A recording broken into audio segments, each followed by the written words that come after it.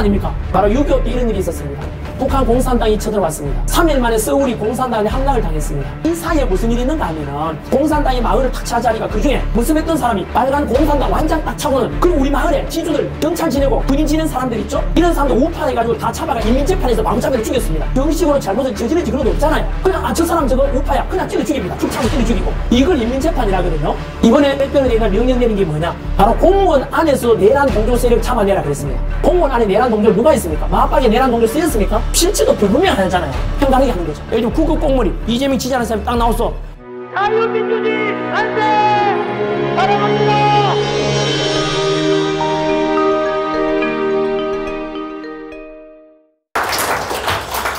네, 먼저 제가 목이 이렇게 약간 쉬었습니다. 뭐 노래방 가고 노래해서 그런 게 아니고 지금 사흘째 계속해서 연습을 하고 있습니다. 어제 그저께죠. 바로 어제는 달라스에서 방송 출연해서 거기에 DKNnet 이런 방송이 있더라고요. 거기에 출연 인터뷰도 했었고, 그리고 그 전날은 달라스에서 또 교회에서 강연이 있었고요. 그 전날도 아쿠스에서 한미연합회 해가지고 아쿠스 거기에서 또 연설해가지고 목이 현재 돌아오지 않고 있습니다. 거기다가 한국 시간으로는 제가 전환길 뉴스에서 매일 저녁 8시부터 2시간 반 동안 이렇게 방송을 해요. 1시간 방송에도 어떻게 보면 이거 저도 1시간 또 할 수 있겠나 싶은데 2시간 반을 해요. 매일 저녁. 그래서 현재 미국 시간 현재 플로리다에 왔으니까 우리 어제 있던 제가 달라스랑 또 1시간 차이가 나더라고요. 달라스에서는 한국 시간 저녁 8시가 거기서는 아침 5시더라고요. 그리고 5시고 5시에서 7시 반까지 2시간 반 했고, 오늘 이곳에서는 플로리다에 어제 저녁에 와가지고 이곳에서는 오늘 아침 1시간 늦게 해서 6시부터 9시 반까지죠. 6시부터 아니 7시 8시 반까지 했습니다. 그래서 이만큼 매일 이렇게 한국 시간으로 저녁 8시부터 10시 반까지 2시간 반을 매일 할 게 있다는 것, 그리고 거기다가 제가 이렇게 목이 쉰 상태라는 것, 이것이 아마 지금 그리고 제가 이만큼 호수에 대이고 울고 아마 저보다 대한민국을 걱정하시고 사랑하시는 분이 더 많을 건데요. 그분들께서도 아마 비슷한 심정 같아요. 저 역시 지금 잠도 어제는 2시간 잤거든요. 2시간 자고 아까 낮잠 1시간 잠깐 자고 또 트럼프 대통령한테 편지 쓴다고 또 쓰고 볼지 안 볼지 모르겠습니다만은 또 끊임없이 이렇게 호소하고 또 기도하고 뭐 그리고 또 오늘 이곳에서 지금 이곳은 플로리다 마이애미죠. 그죠? 맞나요? 제가 행정구역을 왜냐 FT 뭐 이렇게 부르더라고요. FT 로드 데일. 네, 죄송합니다. 제가 마이애미는 좀 들어봤는데 FT 뭐 이렇게 제가 잘 몰라가지고요. 사실은 어제 있었던 달라스도 제가 55년 만에 처음 갔고, 그 전날은 휴스턴 텍사스주 아닙니까? 그죠? 텍사스주 휴스턴이라는 곳도 처음 갔었고요. 또 그리고 지금 이제 플로리다주에 왔고, 사실은 오늘 여기에 마이애미 그리고 저희 애틀란타에서도 해달라고 요청이 왔습니다만 그거는 제가 일단은 좀 뒤로 미뤘습니다. 그래서 저는 보시다시피 이렇게 뭐 사람들을 많이 모으면 좋겠다.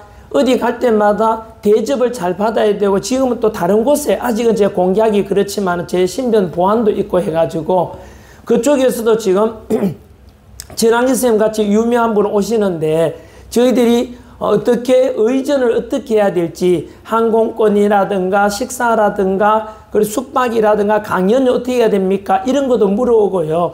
그리고 사람들이 많이 모여야 될 건데 저는 그런 걸 가리지 않습니다. 그리고 조금 전에도 전화 통화했거든요. 저는 이곳에도 마찬가지입니다. 고마워요.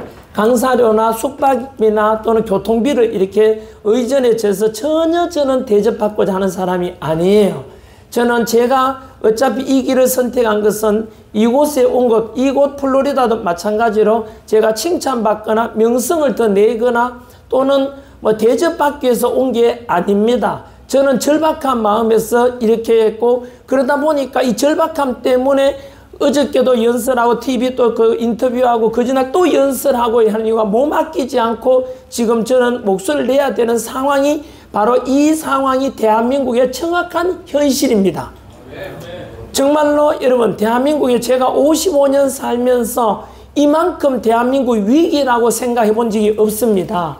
지금 대한민국은요, 여러분들이 알고 계시던 그런 자유민주주의 대한민국이 곧 끝나갈 것 같다는 느낌이 듭니다. 당장의 한국 시간으로 아직은 오늘 아닙니까? 한국이 오늘 황교안이라고 박근혜 정부 때 전 총리를 지내셨습니다.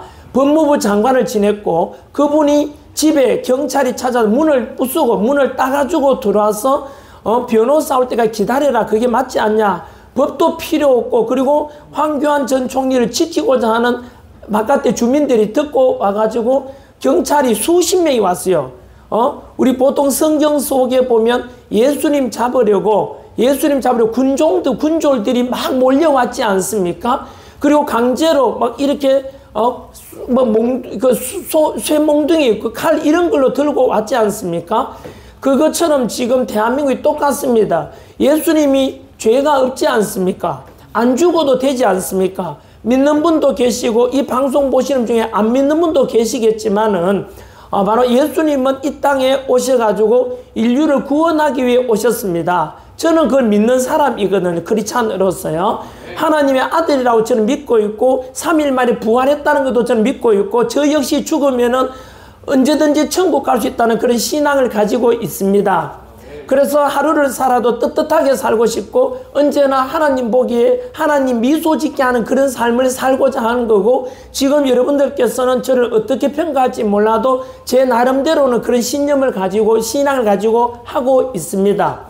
그런 속에서 아마도 아까 중간에 말씀드리면 저를 딱 보시는 순간 전생님 영상으로 보다가 직접 보니까 생각보다 잘생기셨네요. 이런 말씀을 하시고 키도 크시고 신체도 이렇게 늘씬하시네요 라는 말씀 하시는데 아마 제가 그런 말씀 아까 답변 드렸지요. 아마 전환길에 대해서 상대적으로 괜찮게 생겼네 라고 하시는 분은 워낙 언론에서 전환길이 맨날 울고 절규하고 또 최근에 전환길은 이재명을 남산에다 묶어놔라 하고 그 다음 중국인들한테 누가 한번 성폭행 나라고 이런 말을 언론 나오니까 전환길이 이상한 사람으로 돼 있어요. 여러분 저는 진실은 그렇지 않습니다. 전환길 뉴스에서도 그걸 반박하는 제가 그런 말 하면은요 잘못했습니다. 사과를 하겠지만은 그렇지도 않은 걸 가지고 왜곡 보도하면 여러분들은 어떻겠습니까? 그만큼 지금 전환길에 대해서는 이곳 플로리다도 마찬가지입니다. 이곳 교회에서 지금 제가 강연하는데도 저를 초청해서 오신 분께서 이곳도 민감하다. 정치적으로 굉장히 민감하고 전환길 쌤에 대해서 보는 시각도 그렇다 하길래 저는 안타깝다는 말씀을 드립니다. 저는 정치적으로 또는 제 성향과 반대편에 있다고 해서 손가락질하거나 비난하지 않습니다. 제 영상 보십시오. 언제나 그들 또한 우리 대한민국 국민이고 같은 민족이고 같은 우리 피부색이고 그리고 똑같은 마음 무엇입니까? 지금 제가 미국 플로리다에 와 있습니다만은 미국에 와 계신 우리 교민이라면 어느 누구도 한 사람도 빠지지 않고 250만 미국 교민 모두가 한미 동맹이 강화되고 어느 누구도 우리 사우스 코리아가 망하기를 그렇게 소망하는 사람이 누가 있겠습니까? 다만 지금 정치적으로는 지난해 비상기험이 있었고 그 뒤로 정치적으로 윤석열 대통령 지지하는 사람과 반대하는 사람, 이재명을 지지하는 사람과 반대하는 사람이 있다 보니까 너무 적대적이고 갈라져 있는 모습이 안타까울 가지고 저는 제가 소망하는 바는 똑같습니다. 이 플로리다에 와서 제가 오늘 이렇게 마이크 잡았습니다만 아마 플로리다에 계시는 분들은 전환길 뉴스에 지금 영상을 촬영하고 있으니까 궁금해서 많이 보실 겁니다. 전환길이가 왔는데 나는 그 사람 꼴도 보기 싫은데 그런데도 한번 보자. 도대체 이곳 플로리다에 와서 무슨 소리 하고 있는지 무슨 소리 하고 갔는지는 궁금하실 건데 저는 그분들을 다 환영합니다. 제가 달라스에 갔을 때도 5분이 피켓 들고 제 강연하러 가는데 피켓 들고 있었어요. 하지만 그분들은 저를 반대하러 하는 게 보다는 피켓 내용을 보니까 이승만 초대 대통령 건국에서 X했어요. 건국에만. 그것은 저를 반대하는 게 아니고요. 아마 또 어떤 그게 참여하는 사람들에게 이런 메시지를 전하고자 하는 느낌이 들었습니다. 그래서 또 하나는 부정선거 음모론 사과라 이러더라고요. 저는 조금 어제 제가 인터뷰상에도 그런 멘트를 했어요. 여러분이 상식적으로 저는 생각하거든요. 예를 들어서 보세요. 미국의 교민이라면 아까 말씀드린 대로 어느 누구도 아마 이승만 대통령에 대해서 기했는 바를 알고 계실 겁니다. 제가 역사 강사 출신 아닙니까? 역사 강사 출신으로서 이승만 대통령 아까 피켓 내용에 보시면은 초대 대통령은까지는 맞지만 건국은 X였어요. 이 말은 이승만 대통령 우리나라 1대 대통령은 맞지만은 건국했는 대통령은 아니다라고 하는데 그냥 역사적으로 그는 잘못된 것은 제가 바로 잡아주고 싶었어요. 왜냐하면 우리 건국을 언제 볼 것이냐. 광복절이 45년 8.15는 다 동의합니다만은 그리고 3년간 미군이 통치했거든요. 왜냐하면 35년간 일제가 식민 지배했으니까 우리가 35년 식민 지배 당했으니까 400여 년간 애굽 밑에서 이집트 밑에서 식민 지배 또는 노예를 이렇게 받았던 이스라엘 사람들이 적과 꿀이 흐르는 가나안 땅으로 가는데 하루아침에 갑니까? 걸어서 가면 40일만 갈 거리를 500km 되는 거리를 40년을 가게 만들지 않습니까? 그것은 왜냐하면 430년 가까이 노예 생활을 했으니까 노예 근성을 주인으로 바꾸기에는 시간이 필요하다고 생각했는 것 같아요. 그래서 걸어서 40일만 가면 될 거리를 무려 40년 가게 되는 것처럼 바로 우리 35년 식민 지배했다가 바로 광복이 되었지만 우리 35년 식민 지배 받았으니까 우리 노예 근성이 되게 많이 남아있을 것 아닙니까? 그래서 일본군 무장 해제시킨다는 명목으로 38선 이북에는 소련군이 들어오고 남쪽에는 미군이 들어왔지 않습니까? 38선 그 당시에 우리 광복될 무렵에 미군이 와서 설문조사해 보니까 우리 조선인들 중에서 78%가 좌파랍니다.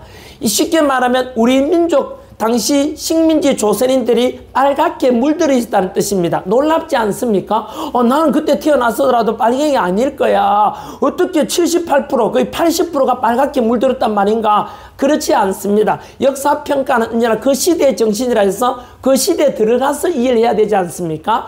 우리 35년간 식민 지배 받았던 우리 조선인들은 바로 지주가 아니라 소작농이었고 그리고 자본가가 아니라 노동자였습니다. 당연히 그죠? 그러다 보니까 여러분 우리 그 당시만 하더라도 우리 조선 안에도 좌파 사상 바로 이런 사회주의 사상이 훨씬 더 많았다 이겁니다. 우리한테 와닿았겠지요. 왜요? 우리 조선인들은 가난한 노동자이자 가난한 바로 소작농이었으니까 지주 타도하자, 자본가 타도하고 계급 없는 사회 만드는 게 공산주의다 하니까 너무나 와닿았잖아요.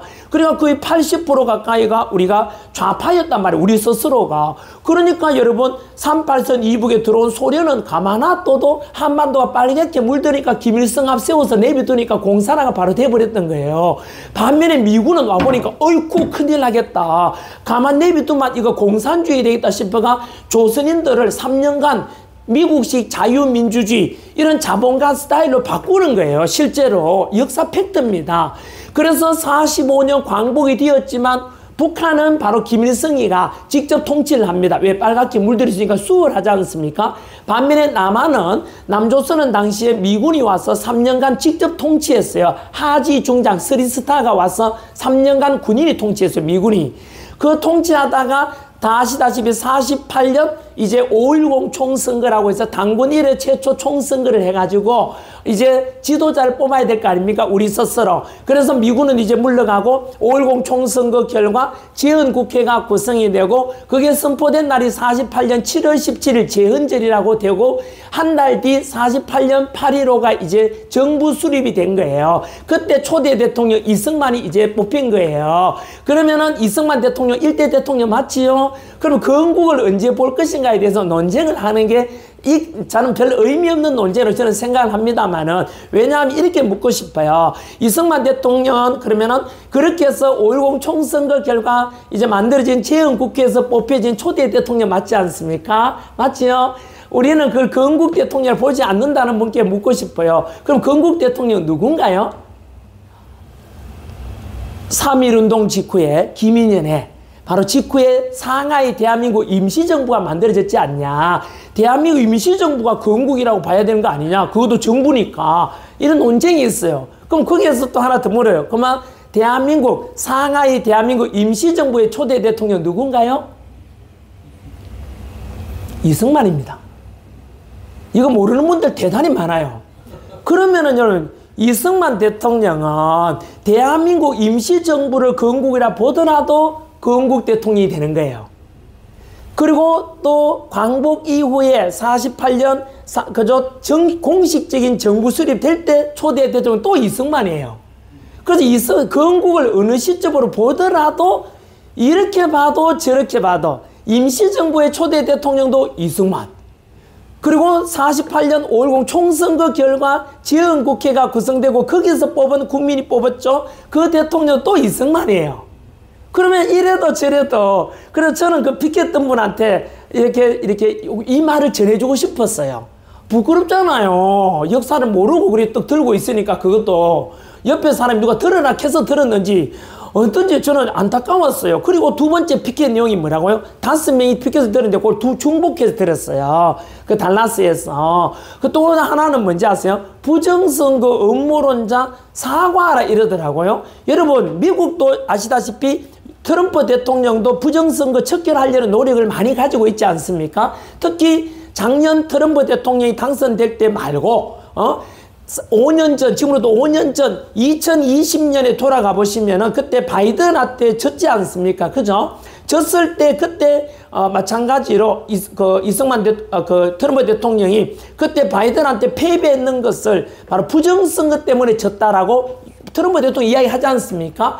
그래서 그 당시에도 우편제도, 우편 사전투표 이런 것이 문제가 많다고 지적하지 않습니까? 우리나라도 그래요. 아시는 분은 아시겠지만 대한민국도 지금요 이미 재외국민투표에서 해보신 분 아시겠지만 우리 대한민국 안에서도 선거관리위원회가 국민들로부터 신뢰를 잃었습니다. 그럼 팩트 제가 통계만 말씀드리면은 2025년 2월 1일 통계에 의하면은 중앙선관위 선거관리위원회를 국민 여러분 신뢰합니까? 라는 여론조사 검색해보면 나와요. 그때 49%만이 신뢰한다 그래요. 그리고 한 달 보름 지난 3월 14일 날 화이트데이 날 여론조사 결과 또 46%만이 선관위를 신뢰한다고 더 낮아졌죠. 여러분 생각해 보세요. 민주주의의 근본이 투표 아닙니까? 우리가 주권 행사하는 방법이 너무나 투명하고 공정하게 운영돼야 되고 그 운영하는 기관이 선관위라면 선관위를 신뢰합니까? 물으면 국민들 90%가 아니라 100%가 신뢰한다 할 정도로 해야 되는 게 정상 아닌가요?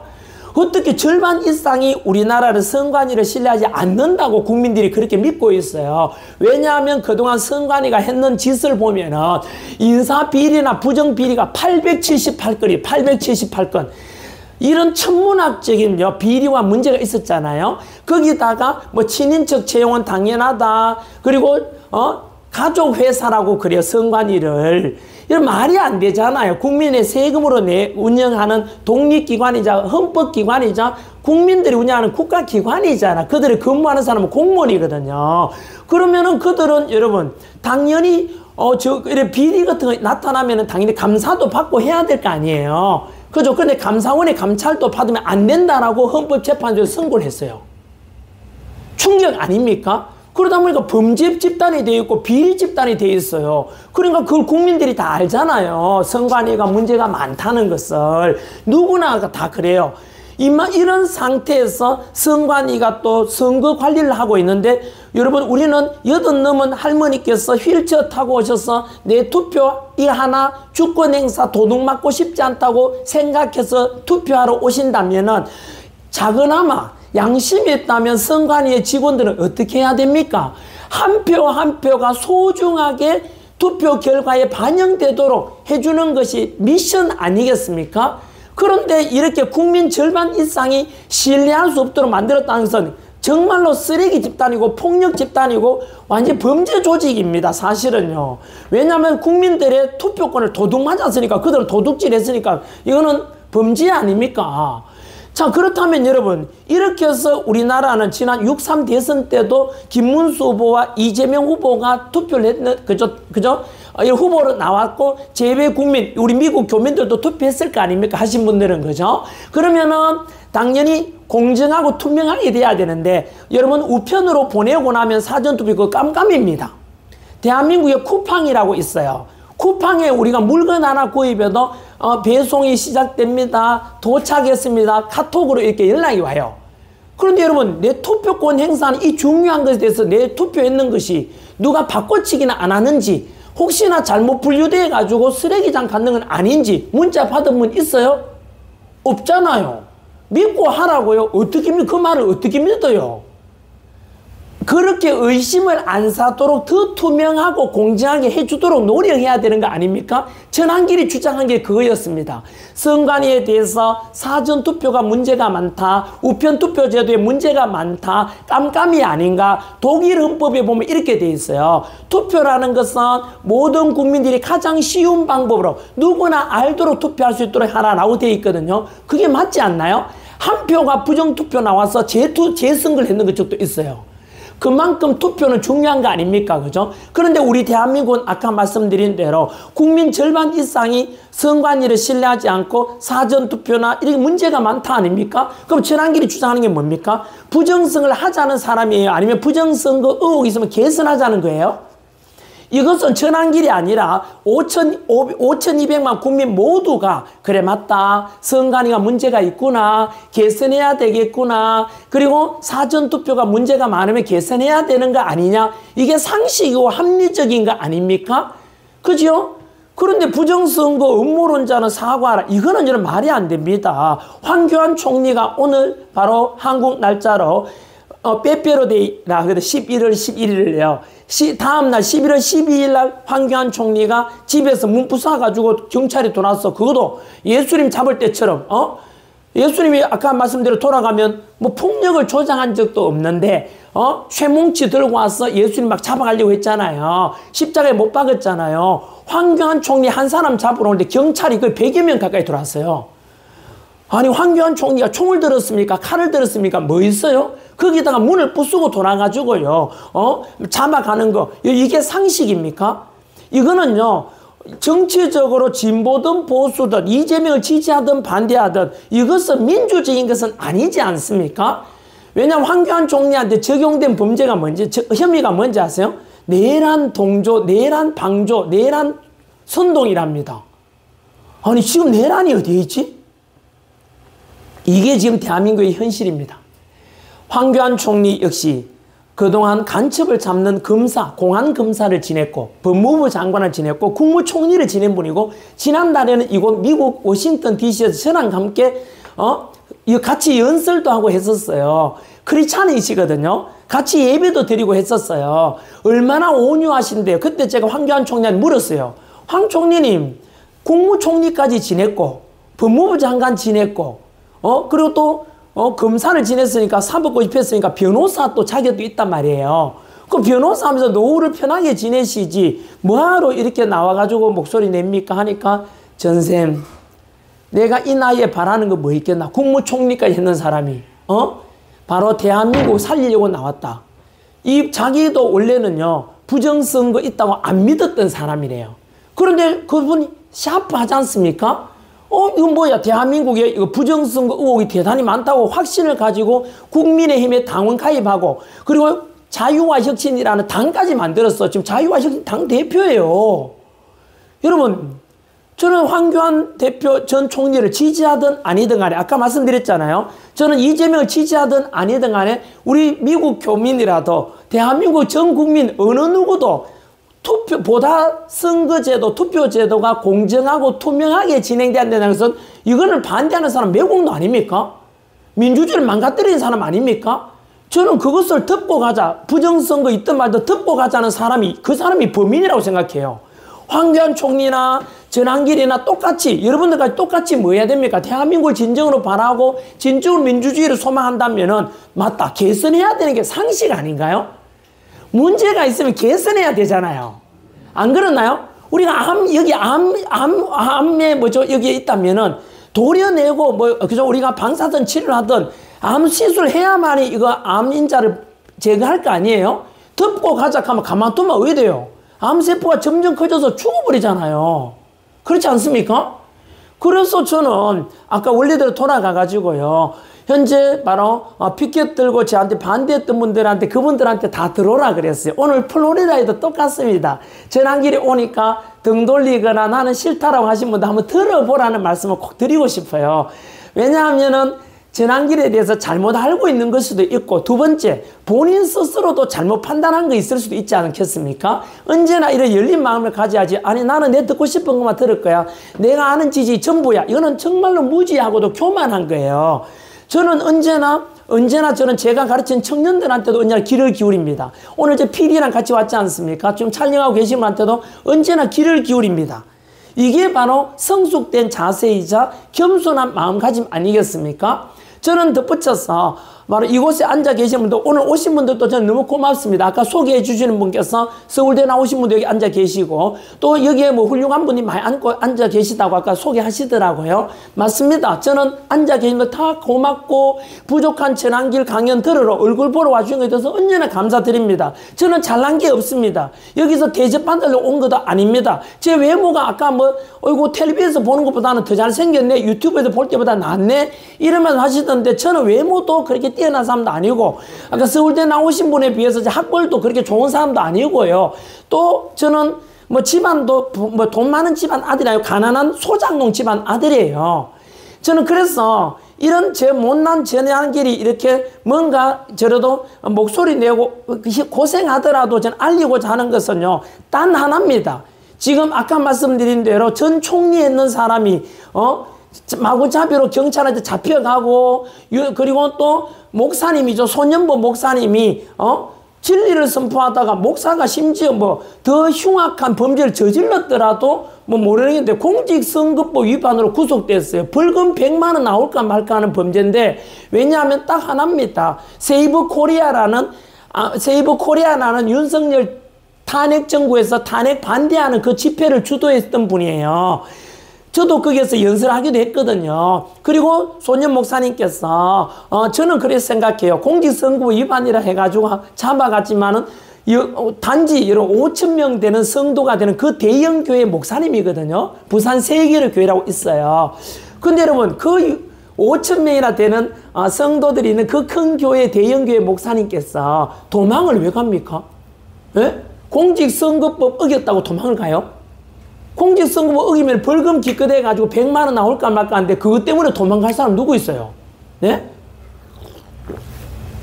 그런데 도망 우려가 있다고 구속시켜버렸어요. 이게 정상은 아니잖아요. 이것은 예수님을 믿든 안 믿든, 손연보 목사님을 지지하든 반대하든 간 이 또한 마찬가지 상식적이 아니잖아요. 그렇지 않습니까? 이런 게 대한민국의 지금 현실이에요. 이진수 방통위원장 남편 보는 앞에서 수갑 철커덕 채워갔다가 10월 3일 개천절날 아닙니까? 그때 기억나십니까? 지금 대한민국 그런, 저도 또한 마찬가지입니다. 55년 살면서 저 역시 학생들을 26년간 가르쳐온 강사예요. 한 번도 범법 행위를 한 적이 없고, 저는 법 없이 살아온 사람이에요. 학생들에게 언제나 청년들이요, 도덕적으로 정직해라, 남에게 해코지 하지 말아라, 누군가에게 선한 영향력을 주는 그런 선한 사람이 되어라, 그런 걸 늘 이야기해오면서 역사 가르쳐온 강사인데, 지금 7개, 8개 제가 고발당해 있습니다. 내란 선동, 동조도 저는 들어가 있습니다. 여러분, 내란이라는 말이 얼마나 무서운 단어인지 아세요? 조선시대 같으면 내란 일으킨 동조하는 사람은 삼족을 멸하는 범죄예요. 지금은 연좌제가 없더라도 내란이라는 것은 너무 끔찍한 범죄 아닙니까? 무기징역 4년까지 처해질 수 있는 건데, 전환길이가 뭘 내란을 선동했어요? 예? 저는 전환길 보고 내란이라고 고발하거나 또는 내란이라 믿는 사람들께 여쭙고 싶어요. 전환길이가 왜 내란이죠? 예? 여러분, 법적으로도 조금만 더 가보면요, 내란 동조나 선동은 내란이 일어났을 당시에 거기에 동조하거나 선동했는 사람이 되거든요. 그 어떤 사람은 비상계엄이 내란이니까 니도 그 관련되는 거 아니냐? 아니요, 저는 비상계엄 선포할 때 저는 학원 강의했어요. 예? 비상계엄에 대해서 뭐 윤석열 지지와 반대도 안 했어요, 저는. 근데 왜 전환길이 갑자기 내란 동조가 되어 있죠? 더 충격적인 말씀드릴까요? 오늘 대한민국에 제가 원래 26년간 학원 강의를 했는데 13년간은 고등학생들을 가르쳤어요. 그리고 나머지 13년간은 공무원 수험생들을 가르쳤거든요. 그래서 제 제자들이 공무원이 엄청 많습니다. 제 교재 판매량이 125만 권이 나갔어요. 단일 종만 하더라도요. 학교생 필기노트라는 책이.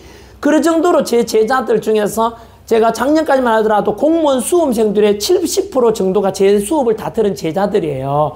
그런데 그 제자들도 지금 내란 위기에 몰려 있어요. 오늘 이재명이가 했는 게 뭔지 아세요? 어제 날짜입니다. 정확히 말하면은 한국 시간으로는 빼빼로 데이 11월 11일이 되겠네요. 이재명이 뭐를 명했는지 아세요? 공무원 안에서도 내란 동조 세력이 있으면 인사조치를 취하라 그랬어요. 여러분, 이거는 이재명 지지했던 분들께 답변하셔야 돼요.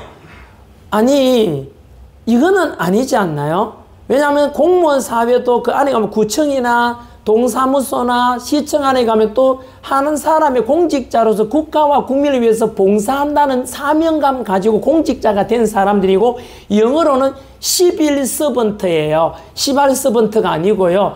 시빌, 시민의 서번트, 봉사자. 우리말로 옮기면 공무원 또는 공직자가 되는 거예요. 그들은 급여도 일반 사기업에 비해서 낮습니다. 아시죠? 왜냐하면 공무원이기 때문에 국가와 국민을 위해서 봉사한다고 너희들 공무원 됐으니까 좀 일반 사기업에 비해서 급여는 낮더라도 사명감 가지고 하는 거 아니니, 군인들도 일반 사기업에 비해서 급여가 낮습니다. 경찰도 일반 사기업에 비해서 낮거든요. 왜냐하면 군인이나 경찰이나 공무원 다 똑같이 국가를 위해서, 나는 치안을 위해서 헌신하겠다. 그리고 나는 남의 나라 쳐들어오면은 막고 우리나라 안보를 지키겠다 해서 육군사관학교 가고 부사관이 되고, 그리고 또 3사관학교 가고 ROTC 장교가 되고 학사 장교가 되고 부사관 지원하고 이러지 않습니까? 그분들 덕분에 우리가 지금 전쟁 없는 나라에 살고 있고, 저는 늘 감사하는 마음을 가지고 있거든요. 경찰과 군인과 공무원에 대해서. 제 제자들입니다만은 저는 구청이나 동사무소 가서 한 번도 제가 제일 싫어하는 게 갑질입니다. 가장 강조하는 게 뭐냐면, 야, 너희들 내가 낸 세금으로 운영하는 공무원들 말이야, 똑바로 해, 똑바로 한대요. 그렇게 갑질하고 주민센터에 가서 갑질하는 사람 치고 제대로 세금 내는 사람 없어요. 저처럼 작년에 제가 세금을 30억 가까이 냈습니다. 하지만 한 번도 제가 가르친 경찰이고 제가 가르친 공무원이지만 혹시나 제가 공무원 구청 갈 일, 여권 때문에 갈 일 있으면 수고 많으시지요 인사합니다. 그게 기본 예의 아닙니까? 존중에 대한 뜻이고 인격의 표현 아닙니까? 그런데 여러분, 그런 공무원 사회에서 지금 뭐 했는지 아세요? 이재명이요, 집권하자마자 제일 먼저 한 일이 뭔지 아시죠? 이거는 저는 역사 강사입니다. 제가 거짓말하면 역사 왜곡이 되잖아요. 제가 미국까지 와서 거짓말하러 왔겠습니까? 아니면은 실체를 알리고 진실을 알리고자 이렇게 돌아다니겠습니까? 당연히 거짓말하려고 제가 미쳤다고 제가 제 돈 들여가지고 그 개고생하면서 목 쉬어가면서 지금 이렇게 하겠습니까? 이것은 당연히 상식적으로 봐도 진실을 알리고자 하는 거 아니겠습니까? 거기다가 제가 정치를 하려고 합니까? 이렇게 하니까 전환길이 국민의힘에 공천받아서 국회의원 하면 하려면 뭐이다. 저는 국회의원 조도 안 합니다. 예? 제가 국회의원 무시해서가 아니고요. 그것은 저는 한 자리 하려고 다니는 게 아니기 때문입니다.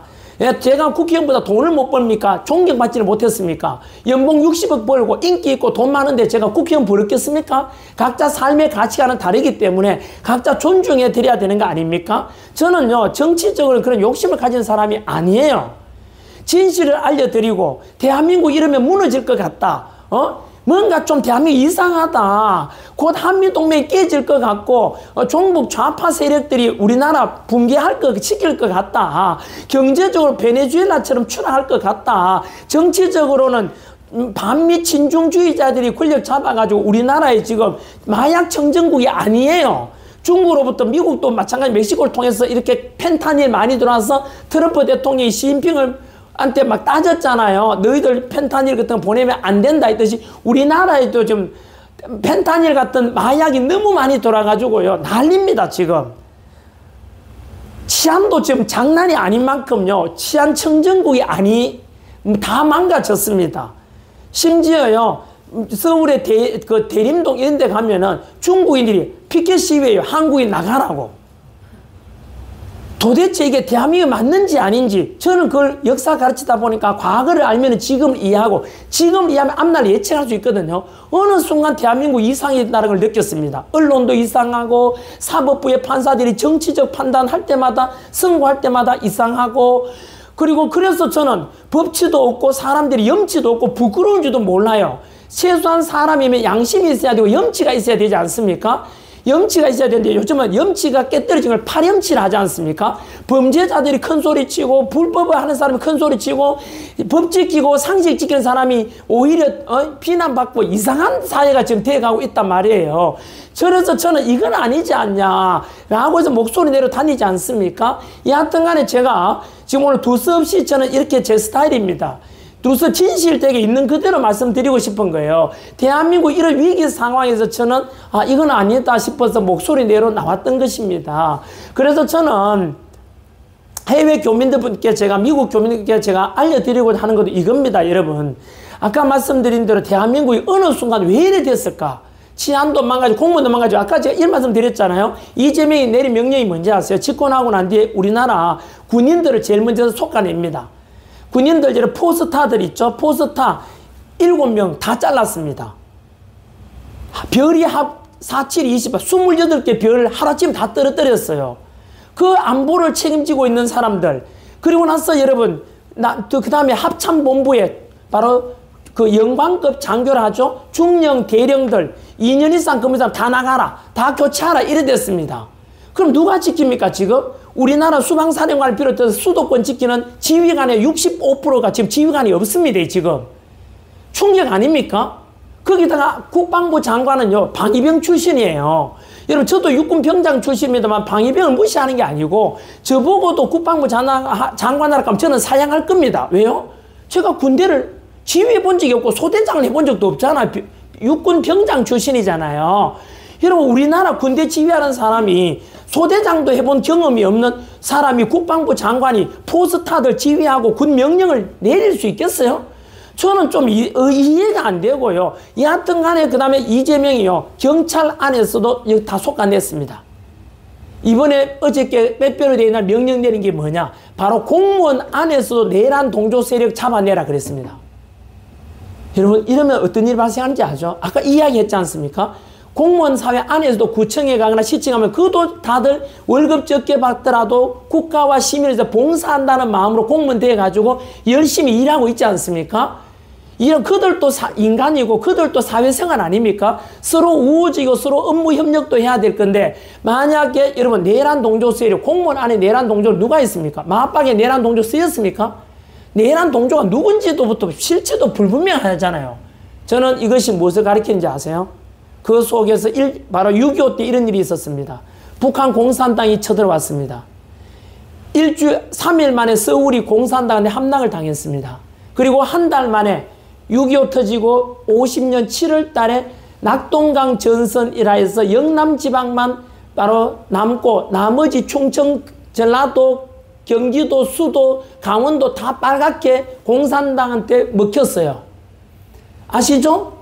그리고 나서 이 7월 달에 다행히도 낙동강 전선에서 우리가 목숨 걸고 싸우고 기적을 만들어냈고 그 와중에 바로 메가더 장군을 비롯해서 유엔군 바로 16개국이 인천 상륙 작전 해가지고 다행히도 그것도 5,000분의 1 가능성인 거 아시죠? 성공 가능성이 메가더 장군이 하나님 기도하고 이루어낸 기적이라 합니다. 성공할 가능성이 몇 프로라고요?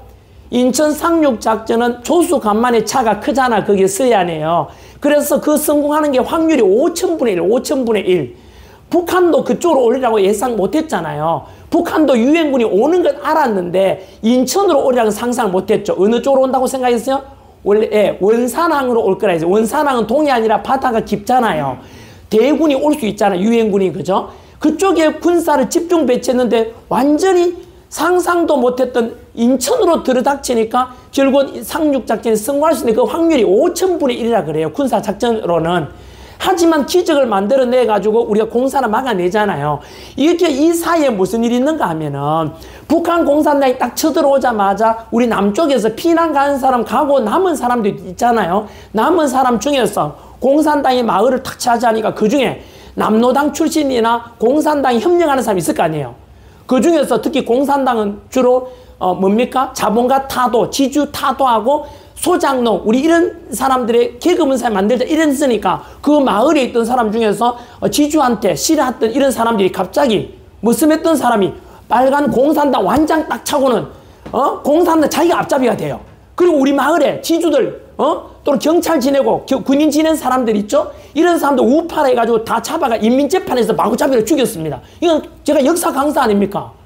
너무나 많은 사람들이 그게 인민재판이라 하거든요. 여러분 그러면 어떤 일이 발생하죠? 누가 여러분 정식으로 잘못을 저지른지 그런 것도 없잖아요. 그냥 저 사람 저거 우파야 그냥 찔러 죽입니다. 죽창으로 찔러 죽이고. 예? 이걸 인민재판이라 하거든요. 바로 여러분 공무원 사회 안에도 그럴 수 있지 않습니까? 뭐죠? 내란 동조다 이 말은 결국은 뭡니까? 대한민국의 현실은 내란 우두머리가 지금 누굽니까? 내란 힘 우두머리를 그게 지금 윤석열 대통령이에요.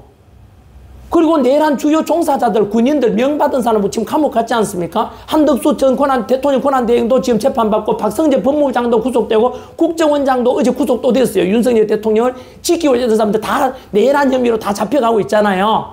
그죠? 거기다가 황교안 총리도 또 부정선거 개선하자 했는데 저 돈도 내란 동조도 또 잡아갔지 않습니까? 전한길 보고도 지금 내란 동조를 해서 체포해가려고 하잖아요. 여러분 이런 속에서 윤석열 대통령 한 사람은 끝나는 것 같아요? 아닙니다, 여러분. 그래서 지금 아까 말씀드렸죠. 군인들 안에서도 윤석열 지지하는 사람 다 나가라 그랬고, 경찰 안에서도 윤석열 지지하는 사람 다 나가라 그러고, 일반 공무원 안에서도 여러분 충격입니다. 이거는 공직 안에서도 그동안 지난 탄핵 정국 속에서 나는 윤석열 대통령 탄핵 반대한다. 그게 옳다고 생각해. 나하고 뭐 그 중에 팀장이나 과장이나 계장 있을 수 있잖아요. 편가르게 하는 거죠. 그 안에서 이재명을 강력히 지지하는 사람이 예를 들면 구급 공무원이 이재명 지지하는 사람이 딱 나와서 위에다가 꼬지르는 거죠. 우리 과장, 계장, 윤석열 지지했던 사람이야. 이러면 그 사람 인사 조치하라 그랬다고요. 실제로 이재명이가. 이런 일이면 여러분 공직사회 안에 어떻게 되겠어요? 서로 의심하고 말도 못 꺼내게 이런 사회가 되잖아요. 이런 일이 여러분 이러면 안 되는 거예요. 이게 지금 대한민국 현실이라면 그게 오늘 있었던 일이라니까. 어제 있었던 일이고요. 지금. 이게 대한민국 현실 아닙니까, 여러분? 그러니까 천황이는 목이 터져라고 이건 아니지 않냐. 진실을 알려야 된다고 생각하는 거예요, 저는. 이거 여러분 이대로 놔두다가 대한민국 망한다니까요. 제 말이 거짓말 같습니까? 곧 다가올 미래입니다. 저는 예측컨대 다가온 다음 달 12월 달이 되면 이제 윤석열 대통령 비상기업 1주년이 돼요. 혹시나 이미 경찰들이 한남동이나 대통령 관저 앞에서 12월 3일 날 그 시위하겠다는 사람 전부 못하게 지금 하고 있습니다. 왜? 들고 일어날까 싶어서. 거기다가 저는 내년에 엄청난 유혈 사태가 일어날 것을 우려하고 있습니다. 왜냐하면 천한길처럼 바로 대한민국, 자유민주주의 대한민국을 지켜야 된다. 한미동맹을 지켜야 된다. 이런 사람들이 다 제거될 가능성이 큽니다. 왜냐하면 그 반대편에 있는 세력들은 종북, 친중, 반미주의를 부르짖고 있기 때문입니다. 제가 충격 먹은 게 뭐겠습니까? 미국 안에 왔는데도 미국 교민이라면 750만 미국 교민 100%가 당연히 정치적인 성향은 다르더라도 한미 간의 동맹은 강화돼야 된다. 내가 살던 나라 우리 대한민국이 잘 돼야 되고 더 잘 살아야 된다. 이거는 똑같이 나와야 되는 게 공통된 거 아닙니까? 이재명을 지지하든 반대하든 이거는 완전 여러분 이거는 부정할 수 없는 진실 아닙니까? 한미 동맹이 강화돼야 된다. 우리나라가 6.25 전쟁 끝난 뒤에 한미 동맹을 맺어가지고 한미 상호방위주의가 누가 맺었습니까? 이승만 대통령이 맺었지 않습니까? 그 덕분에 지금까지 72년간 6.25 전쟁 이래로 정전협정 맺고 72년간 전쟁 없는 나라에 살아왔지 않습니까? 우리가 안보가 튼튼했지 않습니까? 그거 만든 게 누구 때문에 지금도 28,500명 주한미군이 주둔하고 있다고요. 그거 누가 만들어냈습니까? 이거는요 역사 강사 아닙니까? 팩트만 제가 이야기합니다. 평가를 말하는 게 아니에요. 평가는 달라질 수 있어요. 공이 있고 과가 있는데 보는 시간은 달라질 수 있지만 저는 팩트만 이야기하는 거예요. 사실만. 한미 상호 방위조약 누가 맺었죠? 바로 우리나라 유엔군이 16개국이 왔을 때 정전협정 체결되고 유엔군 다 철수하더라도 이승만 대통령은 미군만은 남아달라 그랬습니다. 그 결과 미국 이승만의 요청에 따라서 1953년 10월 달에 한미 상호 방위조약이 체결되었고 그것에 근거해서 지금까지 72년간 주한미군이 주둔한 덕분에 우리나라는 전쟁 없는 나라가 된 것입니다. 우리나라 주변에 우리를 쳐들어오려는 영토 침략의 야욕이 없는 나라들이 가득해서 전쟁 없었던 게 아니에요. 구소련이 있었고 중국이 있었고 호시탐탐 노리는 북한이 있었지 않습니까? 그런 속에도 전쟁이 없었던 것은 바로 한미 상호 방위 조약을 체결한 이승만 대통령이 주한미군 주도시켰기 때문에 그런 거예요. 그렇지 않습니까? 이거는 반박 불가의 이야기예요. 그래서 여러분 생각해 보세요. 그렇게 해서 세계에서 가장 힘센 나라, 가장 군사력이 강한 나라가 미군이 우리나라에 딱 주둔하니까 당연히 글로벌 기업들도 그래, 미군이 주둔하는데 설마 남의 나라 쳐들어오겠어? 안보가 안정되니까, 보장되니까 글로벌 기업들이 우리나라 투자도 해주고, 그 안보의 안정 속에서 박정희 대통령이 나와서 수출을 늘리고 산업화를 일궈내서 아프리카 가나만큼 가난했던 대한민국이 지금 이렇게 작년 기준으로 국력 6위 아닙니까? 경제력 12위까지 올라왔고, K방산 5위, 제조업 5위까지 올라왔어요. 세계에서. 문화선진국이 됐지 않습니까? K컬처, K푸드. 이렇게 해서 성장한 것은 한강의 기적 아닙니까? 독일에는 라인강의 기적이 있고. 그래서 이승만 대통령의 그런 안보를 지켰고 경제를 일궈낸 게 박정희 대통령이고, 그 속에서 주한미군이 주둔했고, 우리 할아버지 할머니 아버지 어머니 세대들은 당신께서는 못 먹고 못 입고 오직 자식들 교육시키고 대한민국에서 열심히 일한 덕분에 지금의 우리 번영이 있는 거 아닙니까? 그래서 저도 또한 그 번영 속에 지금 살고 있는 것이고, 저희 아들 하나 딸 하나 있는데 우리 아들 딸이 살아갈 대한민국은 이런 자유민주주의, 정치적으로 자유민주주의가 지켜지고 이미 검증된 가치들 아닙니까? 공산주의보다는 자유민주주의가 옳다는 걸 다 검증됐습니다. 역사적으로. 경제적으로도 공산주의 좌파들보다 사회주의보다 이미 자유시장 경제가 훨씬 더 풍요로운 국가가 된다는 걸 다 알고 있지 않습니까? 이런 속에서 저는 법치가 존중, 거기다가 여러분 대한민국은요, 서양 나라들이 부러워하지 않습니까? 아프리카 나라들이 부러워하는 게 뭡니까? 경제 성장만 일궈냈습니까? 아닙니다. 영국은 200년 걸렸는데 우리는 불과 40년 만에 민주주의도 모범 국가가 된 거예요. 저도 역시 1987 때 민주화 운동하고, 막 이렇게 했던 사람 중에 한 사람이에요. 민주화 운동, 그래서 우리나라 민주화 운동했던 우리 세대들 많지 않습니까? 50, 60 세대들. 자부심 가지고 있죠? 그때 그렇게 해서 만들어낸 민주화 운동 했던 분 아마 이 중에도 많을 건데요. 묻고 싶어요. 우리가 그때 민주화 운동 할 때 주장했는 게 뭔지 아세요? 1987 때는 박종철 고문치사 사건이 있었어요. 이한열 연세대 학생이 체류탄 맞아 죽었어요. 경찰의 강압적인 수사에서 고문치사 당하고, 그리고 경찰이 쏜 체류탄에 맞아 죽는 걸 보면서 100만 명 이상, 200만이 들고 일어나서 넥타이 부대 들고 나서 직선 개헌하자, 이래서 민주화하자 해서 이 민주주의를 만들어냈지 않습니까? 자부심은 다 가지고 있죠. 그때 민주화 운동했던 분들께 묻고 싶어요. 그때 민주화 운동했던 분들 그 기준, 우리가 생각했던 경찰의 강압수사 이러면 안 된다, 마구잡이 잡아가면 안 된다라는 그 기준이라는 그 저울을 가져와서 이재명을 위에다 달아보시라고요. 이거는 이재명을 지지했던 반대했던 분들 간에 저는 팩트를 묻는 거예요. 팩트를 묻는 거예요. 그 기준을, 그 저울을 가지고 우리가 주장했던 민주주의, 민주화에 대한 저울을 위에다가 이재명을 한번 달아보시라고요. 이재명은 저는 지지했던 분들도 제 말에 동의하기 어려울 겁니다. 이재명은 다 아시는 객관적으로만 말씀드리면 전과 사범 외에도 5개 재판을 받고 있습니다. 12개 혐의입니다. 범죄자입니다. 하지만 그래도 국민들은 이재명이가 김문수보다는 낫지 않겠는가라고 해서 이재명 지지했던 분들 많지 않겠습니까? 저는 그들에게 묻는 거예요. 그들에게 묻는 거예요. 좋습니다. 과거 전과 있는 거 다 알고 있습니다. 전과 사범은 이미 팩트 아닙니까? 현재 12개 혐의로 5개 재판을 받고 있어요. 그렇지 않습니까? 자, 그러면은 이재명 지지했던 분들은 이런 말씀 하셔요. 야, 이재명이가 지금 5개 재판 받고 있는데 전부 다 그거 가짜야. 검사들이 이재명 잡아넣으려고 강제로 계속 압수수색하고 있어 덮어 씌워가지고 12개 혐의가 되고 5개 재판 받고 있는 거야. 그래서 무죄야 라는 분이 많아요. 좋아요. 그러면 제가 묻습니다. 그러면 무죄면은 지금 이재명 보고 막 범죄자다 하면 기분 나쁘잖아요. 떳떳하려면은 차라리 재판 받는 게 좋지 않나요? 무죄라면서요. 무죄라면은 차라리 내가 죄 없다고 생각하면 재판 받으면 될 거 아니에요. 그럼 무죄 선고 받고 나면은 더 떳떳하게 대통령 하면 될 거 아니에요? 그렇지 않습니까?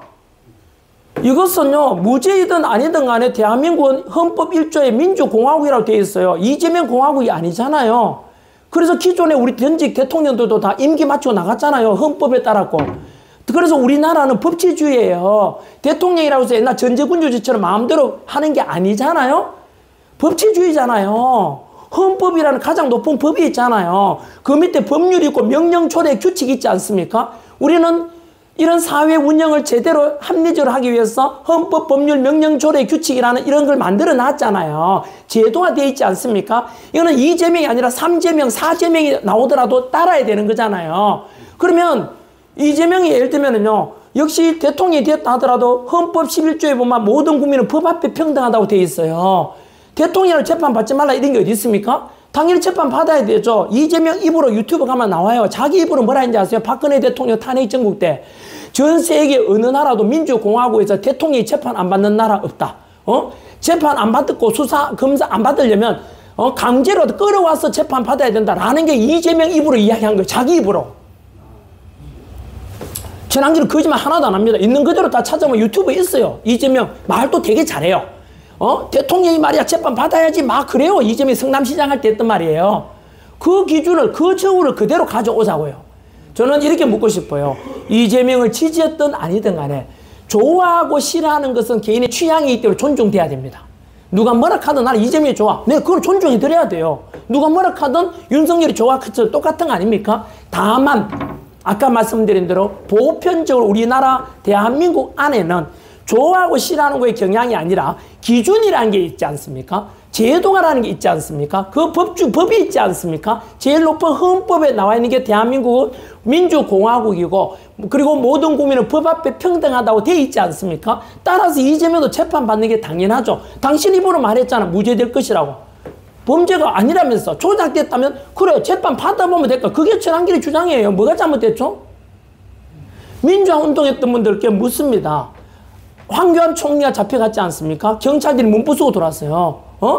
여러분 그때 이한열이 이한열이 연세대학교 체류탄 맞아 죽고 박종철 고문치사 당해서 그때 그게 반발해서 일어났던 민주화 운동했던 5060 세대 여러분, 그때 정의심과 그때 부르짖었던 걸 그대로 가져와서 이재명을 저 위에 달아보라고요. 지금 뭐 하고 있습니까? 이재명 뭐 하고 있습니까? 지금 바로 조희대 대법원장 마음에 안 든다고 사퇴하라 그럽니다. 그게 말이 됩니까? 삼권 분립이 어긋나잖아. 초등학교 사회시간에 배웠잖아요. 민주주의는 입법부, 행정부, 사법부 삼권 분립이고 이 삼권은 어느 것이 우위에 가면 안 된다.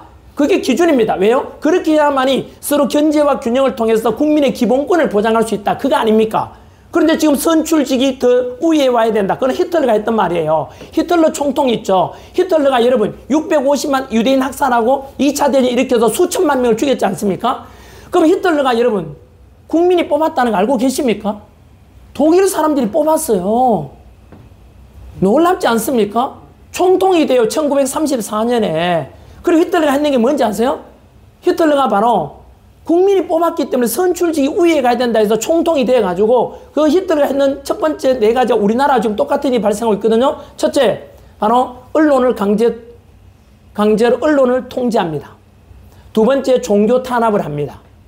세 번째가 바로 사법부를 무력화시킵니다. 네 번째가 정적 제거하는데 지금 대한민국이 똑같습니다. 놀랍지 않습니까?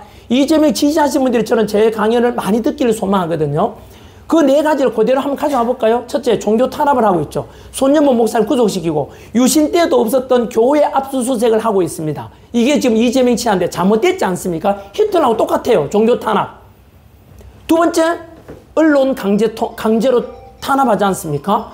방송 3법 만들었고요. 거기다가 보수 유튜버들, 이재명 비판하는 사람 다 잡아가려고 하고 있습니다. 알고 계십니까? 알고 계십니까?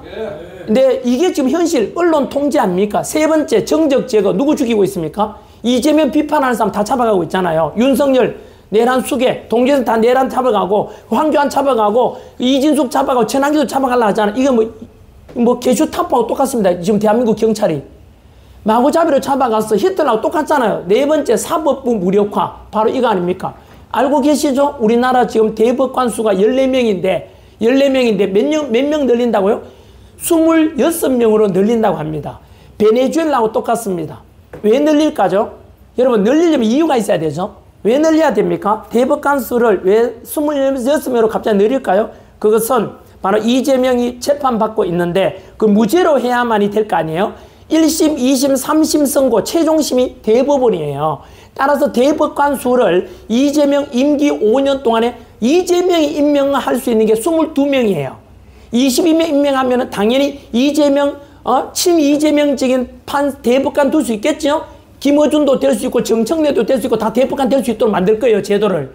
그러면 결국 이재명한테 3심에서 땅 무죄 선고하려고 하는 거 아니에요. 여러분, 이렇게 해서 특정 한 사람을 위해서 사법부를 대법관 늘리고 사법부 무력화시키고 이런 것은 우리 민주주의에 어긋나는 거 아닙니까? 맞지요? 저는 그래서 이런 것은 옳지 않다는 이런 목소리를 여러분한테 알려드리는 거예요. 이것은 이재명을 지지했든 반대했든 간에 저는 기준을 말씀드리고 있어요. 그래서 저는 이것이 지금 대한민국에 일어나고 있는 현실에 대해서 너무 슬프다는 겁니다. 그뿐만이 아닙니다, 여러분. 이재명은 대통령 되고 난 뒤에는 달라지기를 소망했습니다, 저는. 원래 이재명은 대통령이 되기 전에 김혜경 여사와 함께 사드 배치, 미군이 사드 배치하는 걸 반대할 때 함께 피켓 들고 반대 시위하러 갔어요. 그리고 미군을 점령군이라고 표현했습니다. 우리나라 주한미군이 주둔하는데 점령군은 또 다른 뜻으로 침략군이에요. 여러분, 우리나라 72년간 전쟁 없는 나라 만들어주고 6.25 때 미군 사망자만 36,000명이고 부상자 그리고 다 합치면 포로까지 다 합치면 14만 6천 명 정도가 주한미군이 우리나라 와서 희생당한 분만 그래요. 그렇게 해서 미군이 우리를 위해서 죽은 사람만 3만 명이 넘고 다 아는 사실 아닙니까? 지금도 우리나라에 지금 28,500명 주한미군이 주둔하고 있는데 감사한 줄 알아야 되지. 전쟁 없는 나라 만들었는데 이 주한미군에 대해서 침략군, 점령군이라 하면 우리나라에 와 있는 미군이 어떤 심정이 들겠습니까? 어떤 심정이 들겠습니까? 공산당 막는다고 주한미군 죽은 사람만 300명, 3,000명이 아니라 3만 명 이상 죽었다. 미군만요. 그런 미군에 대해서 우리가 그 덕분에 인천상 작전 이기가 공산화 막아내고 그랬는데 그 미군에 대해서 점령군이라 표현한 게 이게 이러면 가당치나 한 이야기입니까? 그래서 제가 말씀드렸습니다. 그래도 제발 대통령 되고 나면은 한미 간의 동맹 강화하길 저는 소망했습니다. 제 전학 뉴스에 보시면 그 방송 계속 요청을 합니다. 이재명 대통령 되기 전에는 네가 그랬을지 몰라도 우리나라 국민들을 생각해달라. 우리나라 역사를 공부해보면은 미군 철수하면 여러분 6.25 전쟁 일어나기 전에 1년 전에 미군 철수했는 거 알고는 계십니까? 미군 철수가 49년 6월 달에 철수하고 1년 뒤 50년 6.25가 터졌습니다. 역사의 교훈으로 삼아야 됩니다. 여러분, 그런데 여러분 이재명이가 대통령 취임하고 대통령 되고 난 뒤에 100일 기념으로 기자회견 때 뭐라 했는지 아십니까? 우리나라에 미군이 주둔하는 것은 굴종이라고 표현했습니다. 아니 어떻게 굴종이 될 수 있습니까? 독일에도 미군이 주둔하고 있고 우리보다 더 선진국 일본과 독일에도 미군이 주둔하고 있는데 그걸 굴종입니까 그게? 어떻게 굴종입니까? 역사를 몰라도 그렇게 무식한 이야기가 어디 있습니까? 여러분 세계에서 가장 센 힘센 나라 미군도 혼자 자주국방하는 게 아니라 동맹을 맺지 않습니까? 그래서 여러분 이라크 전쟁할 때도 그렇고 미국의 우방이 바로 호주, 뉴질랜드, 캐나다, 영국, 독일 같이 가지 않습니까? 나토와 협력하고 있고요. 안보는 원래 독자적으로 자주 국방하는 게 아니에요. 역사 공부해보면 어떤 강대국도 옆에 있는 나라, 우호적인 나라와 힘을 합칩니다. 알고 계십니까? 그런데 이재명이 뭐라 했습니까? 미군이 주둔하는 거 굴종이래요, 굴종. 결국 그 말은 뭐고? 굴종에 벗어나면서 미군 철수하라 이 뜻이에요. 전작권 환수한다는 명목으로 임기 5년 내에 전작권 환수하겠다고 이미 공포했습니다. 그 말은 무엇입니까? 미군 철수를 가리킵니다. 저는 그것을 보고 있을 수가 없습니다.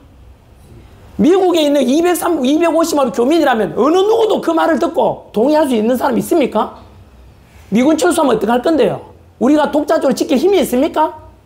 우리보다 더 센 나라가 옆에 러시아가도 있고 북한도 있고 중국도 세 나라가 반미 연대를 이루고 있습니다. 지금 북중로 연대를 이루고 있지 않습니까? 그런 속에서 주한미군 주둔하는 걸 굴종이라 해서 철수하라고 하니 이게 말이나 되는 이야기냐고. 도대체 그 미군에 주둔하는 자리에 누굴 도로라고? 누구 도로라고? 여러분 미국은 이미 검증이 됐지 않습니까? 지난 72년간 우리나라 주둔했지만 우리나라 영토를 침략하려는 그런 나라가 아니잖아요. 하지만 역사 공부해보면 중국이 우리 쳐들어간 것만 해도 500회가 넘습니다. 지금도 중국은 언제든지 우리나라 쳐들어올지 누가 압니까? 지금 이런 상태에서 미군 철수를 주장하는 이재명을 제가 지지할 수 있겠습니까? 저는 그걸 반대한다는 뜻입니다, 여러분. 그뿐만 아닙니다. 아까 말씀드린 민주주의가 무너지고 있다고 그랬지 않습니까? 예? 경찰들이 마구잡이로 사람 잡아가는 게 정상입니까?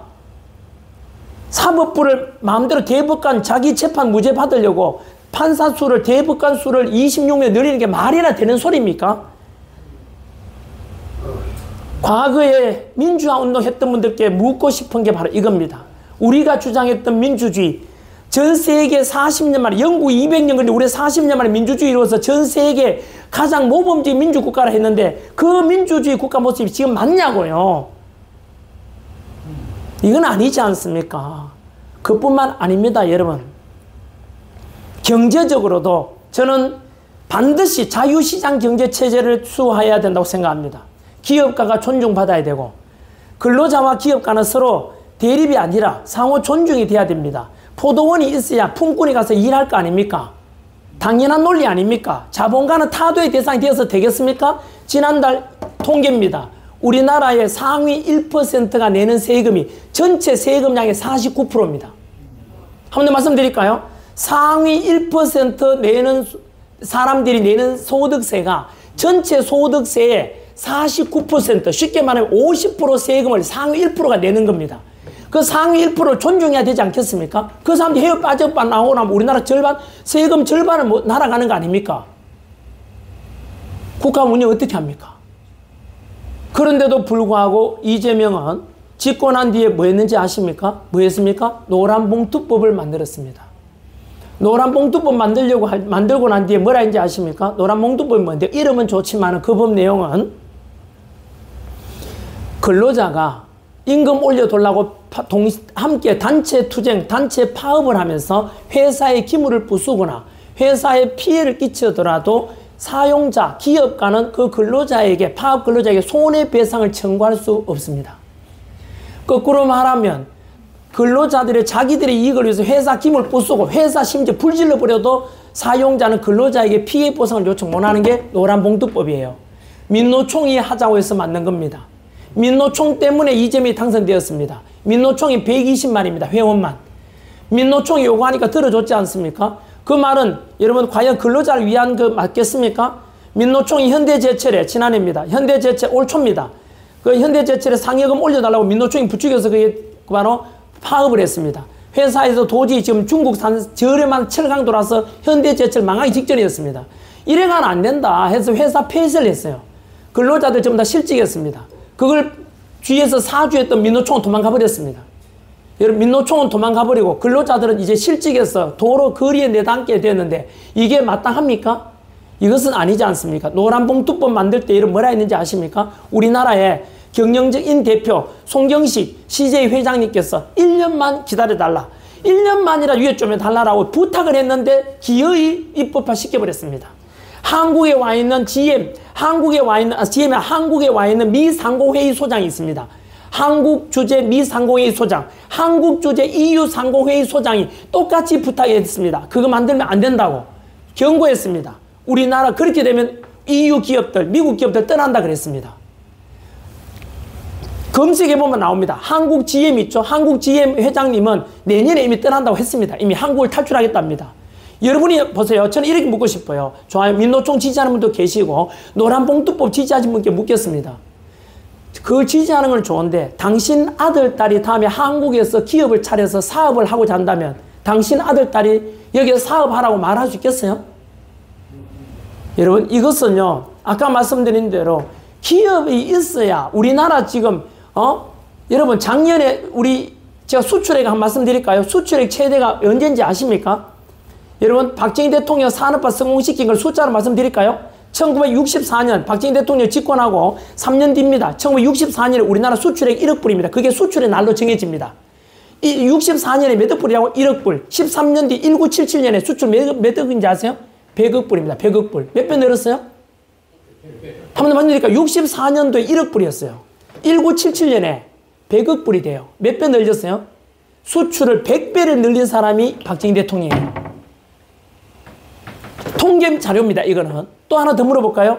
우리나라에 단군 이래로 가장 많은 수출액을 기록했는 연도가 언제인지 아십니까? 통계 찾아보면 나와 있습니다.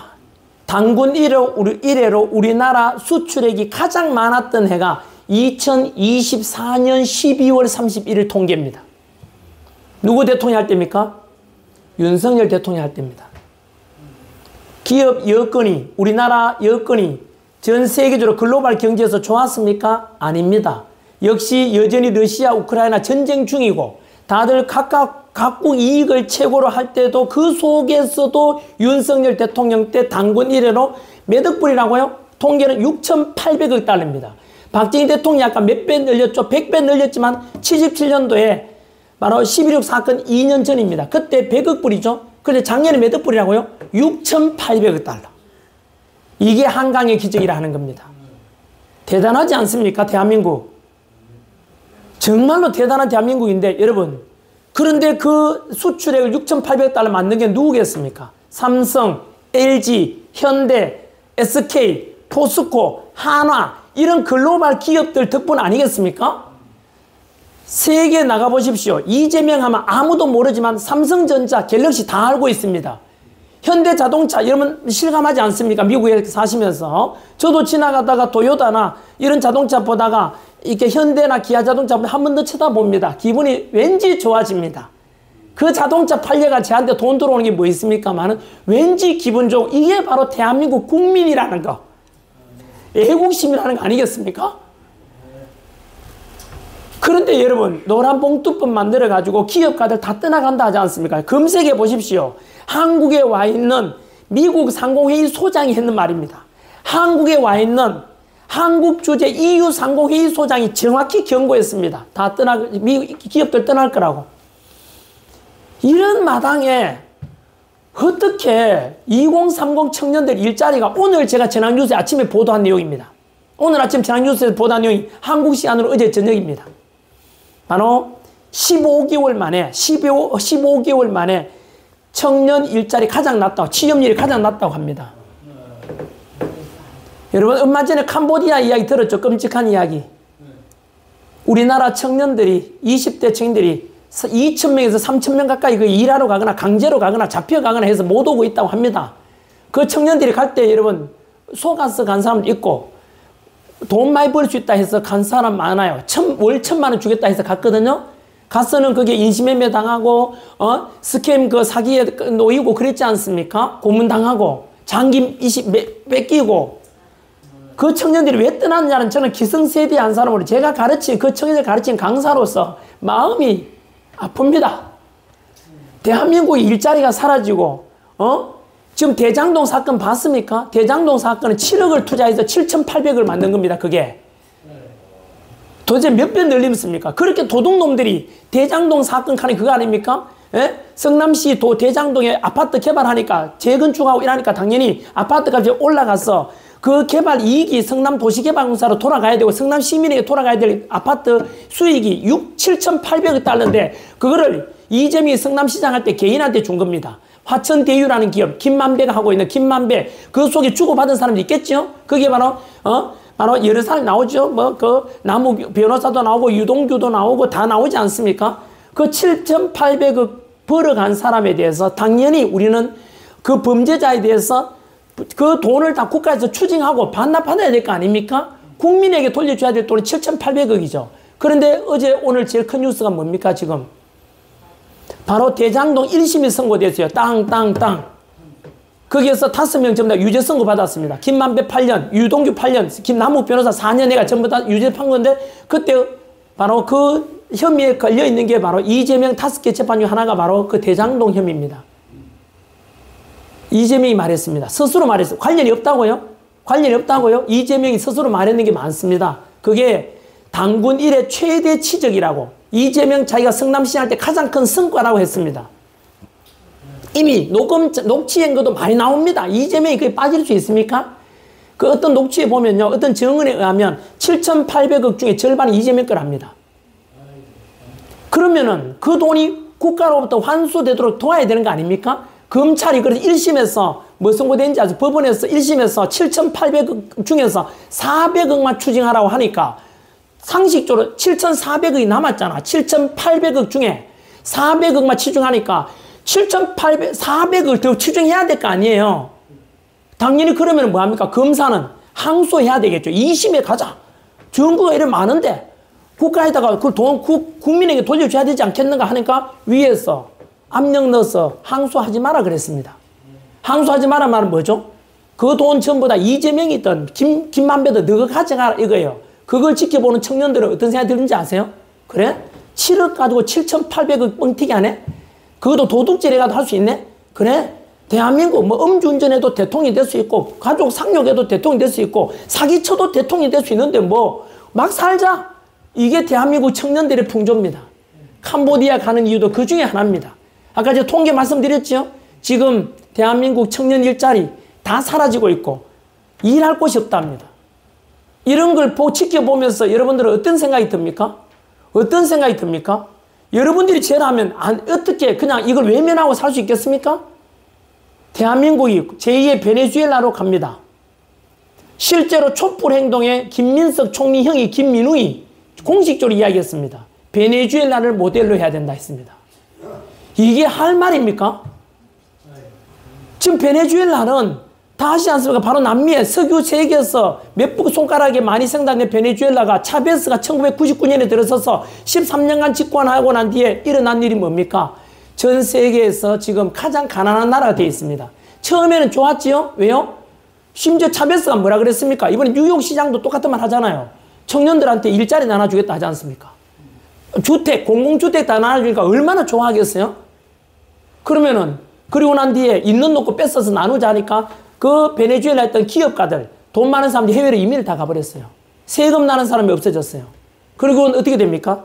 물가가 얼마나 오르는지 아시죠? 돈 하나 주면 무슨 일이 발생해요? 물가가 67,000% 올라가서 1년에. 상상이 돼요? 아니 물가가 2배만 올려도 뒤집어질 세상인데 600도 아니고 6,000도 아니고 6만. 검색해 보시면 나옵니다, 여러분. 상상이 돼요? 그게 베네수엘라입니다. 빵 하나 살리면 돈을 자루로 가져가야 됩니다. 이런 나라를 만들고자 하는 김민웅 촛불행동 대표입니다. 김민석 총리의 형입니다. 이런 대한민국을 보고 여러분들은 어떤 생각이 듭니까? 이대로 놔둬가 되겠습니까? 이게 전환길입니다. 마지막으로 여러분들한테 제가 돌아다니면서 황교안 총리 잡혀가고 전환길도 고발당하고 있는 게 뭡니까? 내란에 관한 겁니다. 미국에 와 있으니까 미국 계시는 교민들은 더 잘 아실 거 아닙니까? 마지막으로 묻겠습니다. 지금 대한민국에는 이재명이가 어제도 내란 동조 세력 공무원 사회 안에도 있을 수 있으니까 다 솎아내라 그랬습니다. 이미 군인들은 다 솎아냈습니다. 하루아침에 포스타 28개 별을 떨어뜨리는 게 이게 과연 국방을 지키고 마음이 있습니까 이거? 여러분 지금 전부 내란 동조 세력으로 다 몰아냅니다. 머지않아서 윤석열 대통령 내란 우두머리, 국민의힘은 내란 정당, 왜? 탄핵 반대 주장했던 천안길도 내란 동조 세력, 우리로 끝날 것 같습니까? 이미 군인, 경찰, 이번에 공무원 아닙니까? 공무원 사회 안에서도 윤석열 대통령 탄핵 반대 주장했거나 이재명 비판하는 사람들 다 잡아들이라 인사조치하라는 뜻입니다. 이게 아까 말씀드렸죠. 북한의 인민재판하고 똑같아집니다. 서로 간의 시기 질투가 더 심해지고 서로 의심스러워할 겁니다. 혹시 저놈이 나를 신고하는 거 아니야?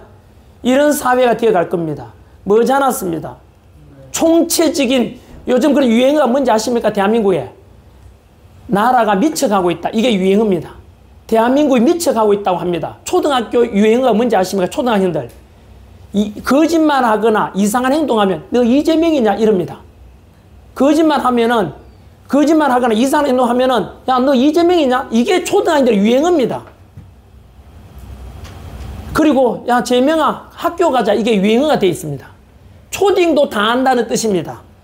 그러면 제 연설을 듣는 여러분, 이재명 찍으신 분들, 부모님과 이재명 찍으신 학교 선생님들은 그렇게 가르쳐야 되죠. 아이들과 학생들한테 너희들 음주운전해도 돼. 사기쳐도 괜찮아. 부모한테 가족들은 쌍욕해도 돼. 알았어? 그래도 대통령 될 수 있는 게 대한민국이야. 알겠니?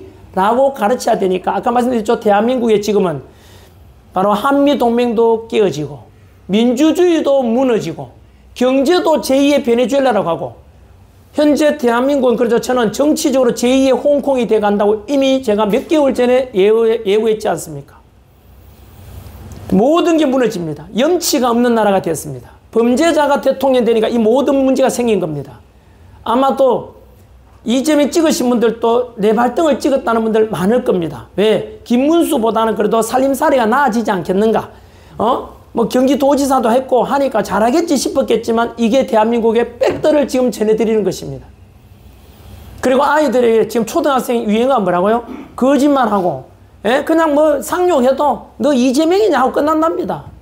이게 과연 맞습니까? 제가 어릴 때 저희 아버지 어머니를 초등학교도 못 다니셨지만 저는 저희 아버지 어머니를 굉장히 존경합니다.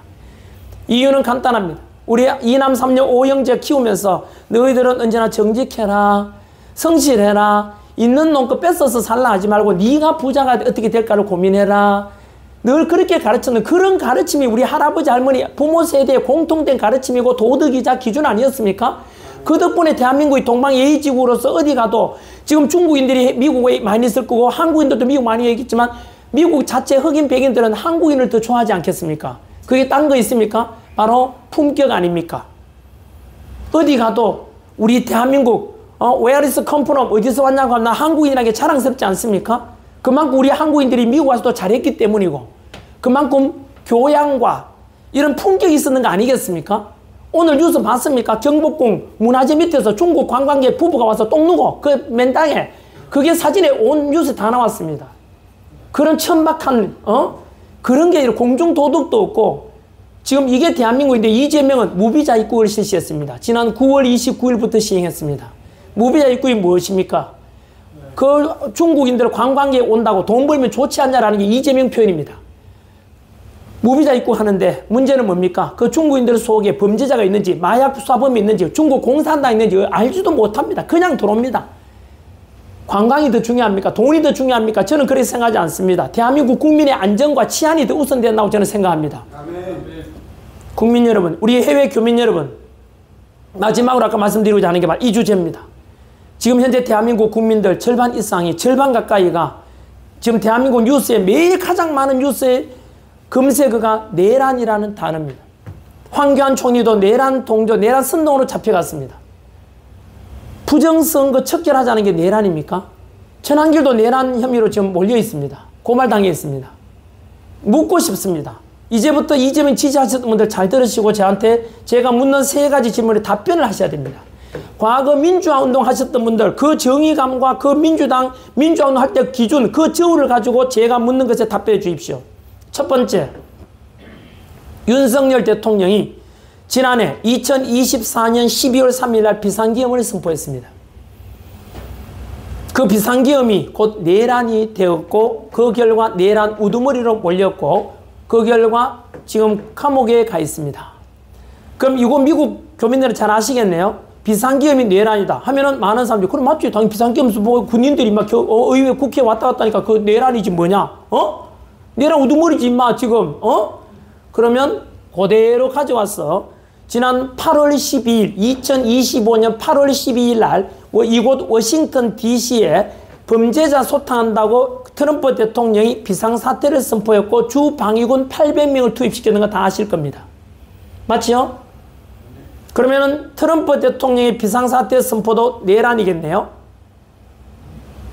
똑같은 기준으로 답변하셔야 됩니다. 미국 안에서 트럼프 대통령 반대쪽에 있는 민주당 국회의원들도 민주당 지지자들도 트럼프 대통령의 비상사태 선포는 비판은 하더라도 내란이라고는 아무도 말하지 않습니다. 윤석열 대통령 또한 마찬가지죠. 비상계엄이 왜 내란이냐 물으면 답변을 해보세요. 자, 비상계엄은 대한민국 헌법 77조에 나오는 대통령의 고유 권한입니다. 그리고 헌법에 따라서 윤석열 대통령은 2024년 12월 3일 날 22시 30분에 비상계엄을 선포했고 2시간 만에 국회에서 3분의 2, 200석을 넘어가지고 결국은 200석 넘어가 그렇죠. 절반이 넘어가지고 국회의 그러니까 비상계 해제 요구에 따라서 윤석열 대통령 6시간 만에 해제를 했습니다. 헌법에 따라서 비상계엄을 선포했고 국회 요구에 따라 헌법에 따라 해제를 했죠. 맞죠? 법률 어긴 게 있습니까? 없습니다. 그런데 왜 내란이죠? 그러면 또 묻겠습니다. 제 생각에는 아마도 조만간 이재명도 비상계엄을 선포할 것 같습니다. 아마도 이재명이 궁지에 몰리면, 그래서 아까 말씀드렸던 군인들 안에 이재명 신복만 남기고 별 28개 다 떨어뜨렸고, 합참본부 안에 영관급 장교 다 교체하는 것도 이재명이 저는 개인적으로 어느 순간에 궁지에 몰리면 비상계엄을 선포해서 군인들을 동원하려고 하는 것 아닌가라는 의구심을 가지고 있습니다. 그러면 묻겠습니다. 이재명이 자기가 위급한 상황이 될 때 비상계엄을 선포한다면 내란입니까? 그것 또한 내란이 아닙니다. 왜냐하면 아까 말씀드린 대로 이재명이 선포하든 윤석열 대통령이 선포하든 비상계엄 선포라는 것은 헌법에 보장된 통치권자의 고유 권한입니다. 다만 저도 그랬습니다. 놀라지는 마십시오. 윤석열 대통령이 비상계엄 선포할 때 저는 미친 짓이라 했습니다. 당일에는 그랬습니다. 지금은 바뀌었습니다. 저 역시 비상계엄을 비판했습니다. 아마 이 중에도 윤석열 대통령을 지지하는 사람 안에서도 야 괜히 성급했다. 그거 뭐로 비상계엄 선포해가지고 이렇게 말이야. 이렇게 해서 비상계엄에 대해서 잘했다 못했다에 대한 평가는 달라지겠지만 비상계엄이 내란이 될 수는 없다 이겁니다.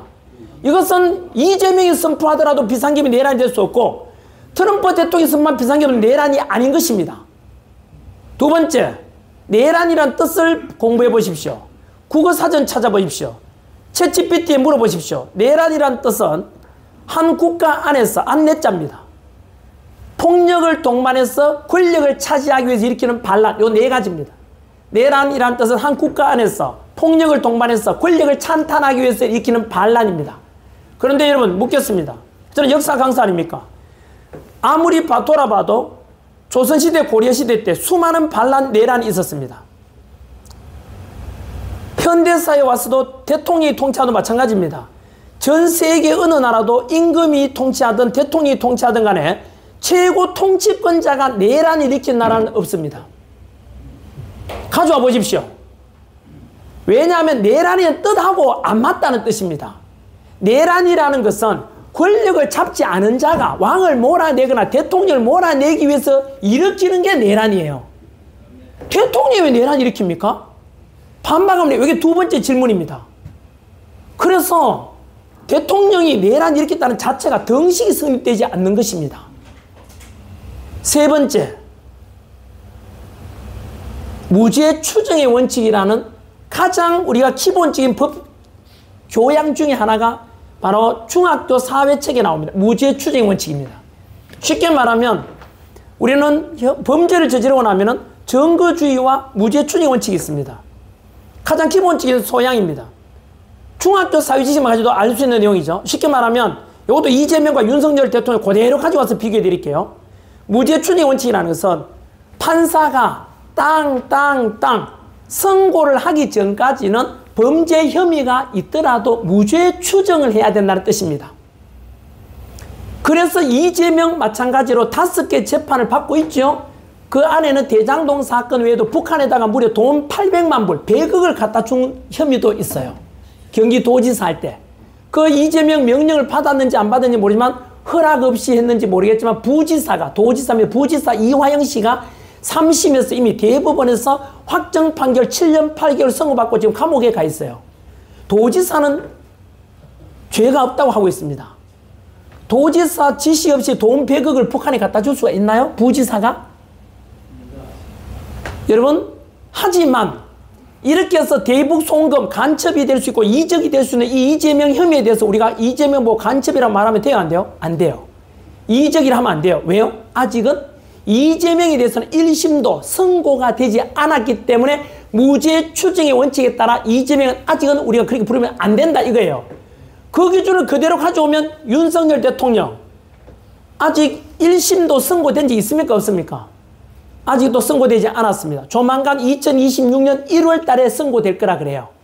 내란 혐의에 대한 형사재판이.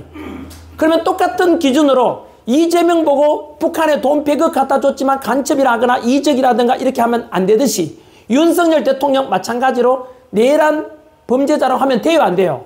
내란 수괴라고 하면 돼요? 안 돼요? 안 되잖아요. 금방 제가 3가지 물었는 질문에 대해서 반박 한번 해보십시오. 반박을 해보십시오. 첫 번째가 뭐였습니까? 대통령의 통치권입니다. 비상계엄 선포는. 평가는 달라지고 잘했다 잘못했다 달라지만 내란이라 말할 수는 없는 것은 윤석열 대통령과 트럼프 대통령과 이재명이 앞으로 비상계엄 선포하더라도 같은 맥락입니다.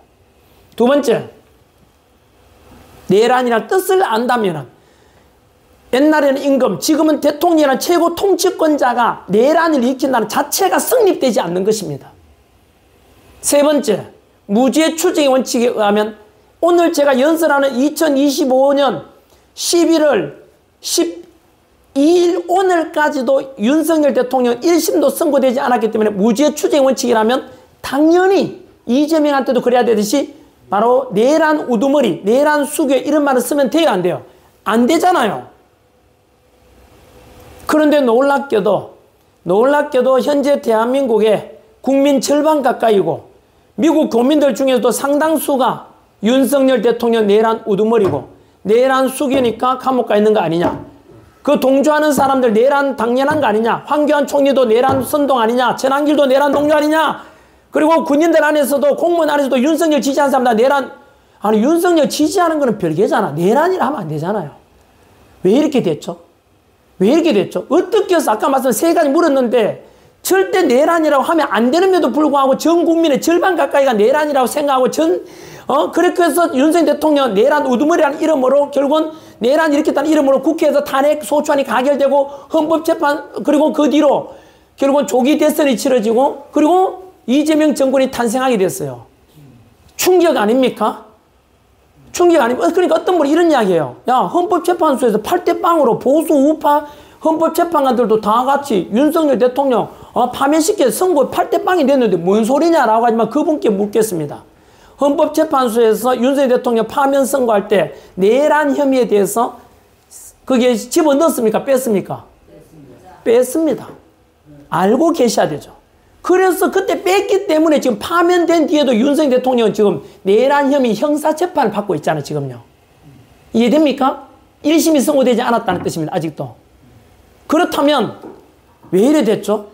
바로 이게 전한길이가 미국을 돌아다니는 이유고 전한길이가 연봉 60억 벌고 돈 잘 벌고 인기 있다가 바로 아스팔트로 나오는 가장 첫 번째 이유는 이것 때문이었습니다. 그 뒤로 지금은 아까 말씀드린 대로 한미동맹이 끼어지는 것을 우려하고 자유민주주의 체제가 무너지는 걸 우려하고 자유시장 경제가 무너지고 제2의 베네수엘라 사회주의 체제로 가는 것 같고 친중으로 가는 것 같아서 우려되어서 지금 목소리 내고 미국 와 있습니다만 첫 번째 아스팔트에 나올 때는 바로 아까 말씀드린 대로 비상계엄이 내란이 아니라는 건 저는 역사 강의하면서 알고 있단 말이에요. 그런데 어느 순간 전국이 현수막이 붙고 이제 윤석열은 내란 우두머리다 막 내란 동조 이러니까 저는 이건 아니지 않냐. 윤석열 비판하는 건 좋은데 내란은 아닌데 왜 내란이 하냐. 그래서 저는 그것을 진실을 알리고자 아스팔트 왜냐하면 이건 양심의 문제 아닙니까? 몰랐으면 모르겠는데 양심의 문제 아닙니까? 이재명을 지지하는 건 각자 중인데 여러분께서도 답변하시라 이겁니다. 내란은 명확하게 아닌데도 불구하고 국민 절반이 내란이라는데 저는 충격을 먹은 겁니다. 왜일까요? 왜 이렇게 됐죠? 왜 이렇게 됐죠? 저는 충격 먹을지 몰라도 대한민국이 북한 인민들하고 비슷하다고 생각합니다. 북한 인민들 보면 가끔 텔레비전에 멀쩡하게 생긴 사람들이 김정은 지나가면 그전에는 김정일이 지나가면 만세 부르고 울고 불고 찬양하는 거 봤죠? 여러분 이런 생각한 적이 없습니까? 왜 그렇죠 그 사람들? 우리 전부 다 또라이다 미쳤지 저지랄하는 게 하잖아요? 불쌍하다 하잖아요? 왜 그렇게 됐죠? 그 사람들이 남한 사람들보다 북한 사람이 IQ가 낮아서 그럴까요? 아니지요. 바로 무엇입니까 원인이? 어린 갓난 아기 때부터 엄마 아빠 말 배우기 전에 김정은한테 수령한테 우리가 충성해야 된다. 우리 밥 먹고 살고 분유 먹을 수 있는 것도 전부 다 김정은 수령의 김정은 최고 지도자의 은혜 덕분이다. 유치원 초중학교 고등학교 가면서 그렇게 가르치니까 동물하고 짐승하고 똑같이 북한 인민들은 사육이 된 것입니다. 우리 인간이라는 것은 머리가 좋고 싫고 간에 우리가 판단하는 능력은 귀로 듣고 눈으로 보면서 정보를 받아들여서 합리적으로 판단하게 되는데 그렇게 해서 그것만 계속 듣고 보다 보니까 인간의 판단 능력 자체가 그렇게 되는 게 바로 세뇌, 가스라이팅 당하고 세뇌 당해서 그런 거 아닙니까? 바로 지금 대한민국이 그렇게 되어 있는 것입니다. 여러분께서도 한번 생각해 보세요. 제가 세 가지 물었잖아요. 비상계엄에 대해서 평가는 달라지겠지만 윤석열 욕할 수는 있죠. 하지만 내란은 아닌데도 내란이라고 절반 가까이가 왜 믿게 되었을까요? 이유가 어디에 있습니까? 그걸 부추기고 세뇌시키는 세력이 있었겠죠. 북한처럼. 첫 번째가 누굽니까? 이재명이었죠. 정청래죠. 더불어민주당이죠. 민노총이죠. 정교조죠. 거기다가 이재명 한마디 하면 그대로 보도하는 이재명 부역자 역할을 하는 바로 MBC 방송, JTBC 방송, 한겨레 신문, 오마이뉴스, 프레시안, 우리 흔히 과거에는 진보신문이라고 많은 사람이 좋아했던 사람도 많습니다. 오마이뉴스, 한겨레 같은 경우. 하지만 지금 어느 순간 변했습니다. 아까 말씀드린 대로 대한민국의 언론이 바로 MBC, JTBC, 그리고 한겨레 신문, 경향신문, 오마이뉴스, 프레시안 이런 신문들이 이재명이 한번 내란이라니까 다 내란이라고 보도를 합니다. 내란 우두머리라니까 다 내란 우두머리라고 보도해버립니다. 그 언론을 보고 유튜브에도 알고리즘 때문에 그것만 듣고 김어준이가 말하는 것만 듣다 보면은 북한 인민들처럼 그 북한 인민들을 불쌍하게 생각했던 사람이 있다면 그 불쌍한 북한 인민이 바로 혹시 당신이 아니십니까? 당신 또한 속았을 수 있다 이 뜻입니다. 저는 이재명 지지하시는 분들 비난하거나 그러지 않습니다. 혹시나 당신도 속았을 수 있다고 생각 한번 해보라 이 뜻입니다. 당신이 머리 나쁘다는 뜻이 아닙니다. 북한 인민들이 머리가 나빠서 그렇게 된 것이 아니듯이 당신 또한 마찬가지로 그 MBC와 JTBC와 한겨레와 오마이뉴스, 경향신문 이런 프레시안만 보다 보고 유튜브에서 김어준 뉴스만 보다 보니까 내가 듣고 싶어하고 내가 좋아하는 이재명을 칭찬해 주니까 좋아하니까 어느 순간 내가 이 윤석열을 그들과 똑같이 내란 우두머리라고 부르게 된 것 아닌지요. 바로 이겁니다. 저는 우리 세대들은 속안 넘어가더라도 제가 가르쳤던 2030 청년들과 미래 세대들에게 이걸 넘겨줄 수는 없는 것이 기성세대 두 아이를 가진 아버지의 양심입니다. 이것을 외면할 수는 없지 않습니까? 저는 알았단 말입니다. 이상하다는 걸 깨달았단 말입니다. 이것을 외면하고 나 몰라라. 내 지금 먹고 살기 바쁜데 뭐 이재명이든 윤석열이든 뭔 상관이고 외면할 수 있었지만 저는 차마 그럴 수 없었습니다. 제 양심입니다. 그래서 저는 욕먹더라도 이거는 진실을 말해야 되겠다 해서 저보다 먼저 말씀하신 손연보 목사님이 감옥가에 계시는 겁니다. 저보다 먼저 말씀하신 게 바로 윤석열 대통령 아닙니까? 윤석열 대통령 역시 왜 비상계엄 선포했습니까? 반국가 세력을 척결한다는 이름을 선포했지 않습니까? 평가는 달라질 수 있습니다만 그 국가를 위해서 지키겠다고 차라리 비상계엄 선포 안 했으면 임기 5년 다 채우고 연금 받아먹고 편하게 살 거 아닙니까? 그런데 굳이 권력 연장하려고 비상계엄 선포했겠습니까? 희생을 선택한 것 아닙니까? 저는 윤석열 대통령을 크게 좋아하지는 않았던 사람이에요. 하지만 진실을 알고 난 뒤에는 제가 외면할 수는 없는 것입니다. 그래서 저는 이렇게 내란도 아닌데 내란 우두머리로 몰려가지고 저렇게 감옥 가서 죽음 직전에는 윤석열 대통령을 지키겠다고 마음을 먹은 것입니다. 이렇게 왜냐하면 지도자에는 두 부류가 있습니다. 나라가 어렵고 국민이 어려우면 지도자 자기 하나 살겠다고 주변 사람을 희생시키는 지도자가 있는 반면에 정반대로 내가 희생하더라도 우리 백성, 우리 국민 국가는 지켜야 되지 않겠는가 하는 지도자가 있습니다. 저는 윤석열 대통령에 대해서 이재명을 저울 위에 달아보면 분명히 자명하게 드러납니다. 지 하나 살겠다고 헌법을 바꾸려고 하고 대법원 수장을 대법관을 늘리려고 하고 지 사법리스크 없애려고 대장동 사건에 대해서 항소하지 마라 그러고 지 하나 살겠다고 검찰 지 수사했던 검찰청 없애버렸잖아요. 지 하나 살겠다고 주변 사람 타이든 자이든 8명이 죽어갔는 거 알고 계십니까? 제가 이재명이 죽였다고 말하지 않았습니다. 이재명 밑에 있던 비서관이 극단적 선택하기 직전에 이재명 보고 남긴 뉴스 속에 이제 그만 내려놓으시죠. 정치 그만하시죠라고 하고 죽어갔습니다. 그분이 부르짖은 게 뭐겠습니까? 죽음 직전에 누가 거짓말하고 죽겠습니까? 그 사람이 돈을 차지하고 명예 차지하기 위해서 죽은 게 아니잖아요. 마지막 남긴 유서 속에도 그게 나옵니다. 그 말은 당신같이 사악한 지도자가 더 다 계속 정치하다 보면 나처럼 더 많은 사람이 고통받고 죽어가게 되지 않겠는가 해서 이제 그만 내려놓으라고 했던 것입니다. 저는 이재명 지지했던 분들께 계속 호소드립니다. 지지하고 반대하는 것은 여러분의 취향이고 좋아하고 싫어하는 것은 여러분의 저는 존중해 드립니다만, 하지만 전한길이 이야기한 진실을 왜곡하려고 하지는 마십시오. 그것은 당신 또한 북한 인민처럼 당신이 바로 그처럼 속아 넘어와서 그럴 수 있지 않습니까? 저는 이렇게 생각합니다. 예수님께서 언제나 가난한 이웃을 네 몸과 같이 사랑하라고 가르쳤던 그 사랑을 실천하셨던 예수님께서 십자가에 못 박히십니다. 안 박혀도 되는데도 불구하고 희생을 선택을 아닙니까? 왜? 바로 당신께서, 예수님께서 죽어야만이 인류를 구원할 수 있고 부활신앙이 실천된다는 것을, 실체되다는 것을 알리기 위해서 희생하신 거 아닙니까?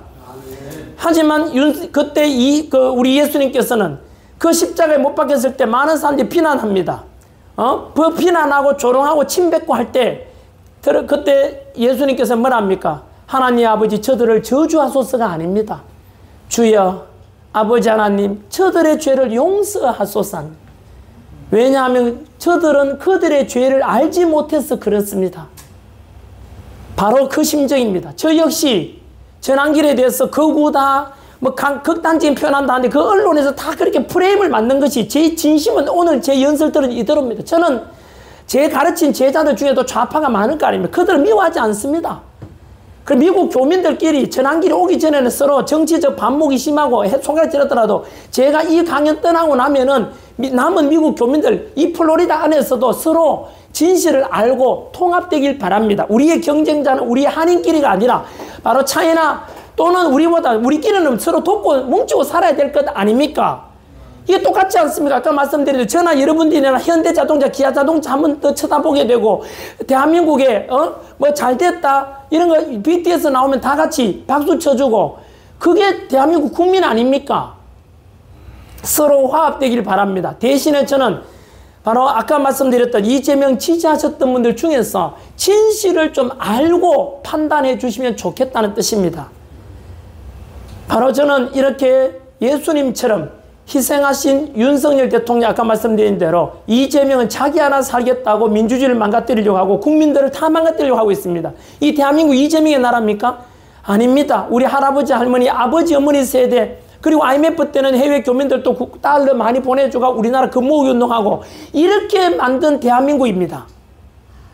그런데 한 지도자가 나타나서 자기 하나 살겠다고 지 범죄 혐의 있는 거 사법 리스크 없애려고 모든 걸 망가뜨리는 모습 보면 여러분들은 침묵할 수 있겠습니까? 이재명 지지했던 분들 답변해 보십시오. 이재명이 지금 국민과 국가를 위해서 희생을 선택했습니까? 자기 하나 살겠다고 국가와 국민을 희생시키고 있습니까? 어느 편에 선 지도자입니까? 저는 그분들께, 이재명 지지하신 분들께 윤석열 대통령을 지지해달라는 말씀을 드리지 않습니다. 하지만 윤석열 대통령 역시 희생을 선택한 건 맞다고 저는 봅니다. 비상계엄 선포 안 했으면 남은 임기 다 채우고 연금 받아 먹고 편안하게 살 수 있을 건데, 굳이 비상계엄을 선포해서 감옥까지 가 있고 지금 내란 우두머리라는 끔찍한 혐의 속에 그냥 딱 잘못하면 죽을 수도 있는 희생을 선택했기 때문에, 저는 지도자가 국민을 위해서 희생했을 때는, 희생을 선택할 때는 그걸 알게 된 국민이라면 그 지도자를 우리 국민이 지켜내야 되는 거 아니겠습니까? 그래서 저는 윤석열 대통령을 지켜내야 된다고 생각하는 것입니다. 이것이 저는 제 양심이고, 그리고 자유민주주의 대한민국, 한미동맹, 자유시장 경제를 우리 아들, 딸에게 물려주고 싶고, 그 풍요로운 나라, 청년 일자리가 많이 생기는 나라, 기업가가 존중되는 나라, 지금은 이민 다 떠나고 있지 않습니까? 이민 다 들어오는 나라로 되는 그런 대한민국을 소망할 뿐입니다. 저는 국회의원 한 자리 하려고 이렇게 다니는 거 아닙니다. 바로 이겁니다. 작은아마 전한길의 이야기를 듣고 부디 이 대한민국을 살려달라고, 자유민주 지켜달라고, 저는 법치가 존중되고 염치가 있고 상식이 존중되는 그런 대한민국이 되기를 소망하는 마음에서 이렇게 목소리 씌어가면서도 다니면서 외치고 있는 것입니다. 이 진심을 여러분들께서 알아주시면 감사하겠습니다. 저를 알아주지 않아도 괜찮습니다. 저를 알아주지 않더라도 부디 부탁드리고 싶은 것은 97년 IMF 외환위기 때는 해외 교민들이 바로 달러를 많이 보내줘가 우리나라 근무기 운동하는 데 도움이 많이 됐고 3년 만에 IMF를 극복했던 역사적인 교훈이 있습니다. 저는 역시 우리 교민들께 다시 한번 도와달라는 부탁을 드립니다. 이번에는 달러가 아니라 바로 해외에서 목소리 내주면 250만 미국 교민들이 목소리 내주면 여기에서 어떤 이승만이나 박정희 대통령 이런 이승만 대통령 뭐 단체가 있다면 목소리 내가지고 한국에다 들리게 해달라고요. 왜냐하면 호남 지역에 있는 사람, 영남 지역 대구에 사는 사람이 한국 안에서 목소리 내봐야 특정 지역 사람이라는 고정관념 때문에 설득력이 떨어집니다. 하지만 미국이든 캐나다든 호주든 캐나다 어느 나라 해외에서 국내에다가 한 소리 내면은 받아들이는 무게가 다르기 때문입니다. 그래서 여러분들 750만 해외 교민들 3명씩만 해도 2천만이 넘지 않습니까? 국내에 있는 친구나 친척, 가족들에게 대한민국의 천안길이 이야기한 게 거짓이 아니라면 이 진실에 관한 것을 국내에 있는 우리 국민들께, 친구들께 전해 주십시오. 그러면 대한민국이 그나마 살아나지 않겠는가라는 게 소망입니다. 저는 마지막에 지금은 천안길과 윤석열 대통령과 그리고 탄핵 반대하는 사람들이 탄핵 반대했던 사람들이 내란 동조로 이렇게 몰려있지만 너무나 위기 같지만 하지만 저는 결국에는 이길 거라고 믿습니다. 아멘. 이유는 간단합니다. 천안길이가 주장하는 것이 거짓이 아니라 진실이기 때문이고 알다시피 역사적으로 거짓이 진실을 이길 수는 없는 것입니다. 어둠이 빛을 이길 수 없지 않습니까? 전등을 딱 켜면 그 어두움 세계가 빛으로 다 밝음으로 바뀌는 것 아시지 않습니까? 성경 속에 그런 말이 나옵니다. 선을 행하되 낙심하지 말지니 포기하지 아니한다면 때가 이름에 거두리라. 성경 속에 갈라디아서 6장 9절에 그런 말씀도 나옵니다. 그렇게 해서 저는 이렇게 우리가 지금은 나약하고 지금은 많이 당하고 있고 욕먹고 손가락질 당하고 했는 것처럼 하지만 우리가 추구하는 바가 정이고 그리고 진실이고 그렇기 때문에 저는 결국에는 여러분들이 함께 해주신다면 이길 수 있다고 확신하고 있고 저는 이것이 제가 믿는 하나님 보기에 가장 떳떳한 길이라 생각하고 저는 학원 강의를 떠나서 제가 비록 욕먹고 하더라도 이 목소리 내주는 것이 보다 더 대한민국과 국민을 위해서 기성세대의 한 사람으로서 나이 55년 살았지 않습니까? 책임감 있지 않겠습니까? 우리 미래 세대들을 위해서 내가 목소리 내야 되지 않겠는가라는 사명감과 제가 가르쳤던 2030 세대들 덕분에 제가 수학료 받고 돈 벌었으니까 그들에게 빚 갚는다는 심정으로 이렇게 목소리 내고 있는 것입니다. 마지막으로 성경 속에 이 말씀도 나오지 않습니까? 정의를 물같이 공의를 마르지 않는 강물같이 흐르게 하리라. 바로 그 아모스 말씀처럼 이런 저런 자유함이 넘치고 정의감이 넘치고 이런 대한민국이 되기를 소망하고 그리고 나아가서 자유평화통일 되리라고 믿습니다. 되고 나면 저는 크리스찬으로서 미국에 얼마 전에 9월 10일 날 바로 좌파 테러리스트로부터 테러당했던 찰리 커크가 했던 것처럼 저는 북한에 가서 자유평화통일 되면 복음 전하고 싶고 그래서 대한민국이 더욱더 부강한 나라가 되기를 소망하고 그리고 하나님이 보기에 더 미소 짓게 되는 그런 대한민국의 국민들이 되는 모습이 되기를 소망하면서 작은아마 내 목소리 내고 싶고 여러분들이 알아주시면 좋겠습니다. 여기까지 해서 제 강의를 마치겠습니다. 끝까지 해주셔서 너무나 감사드립니다. 고맙습니다.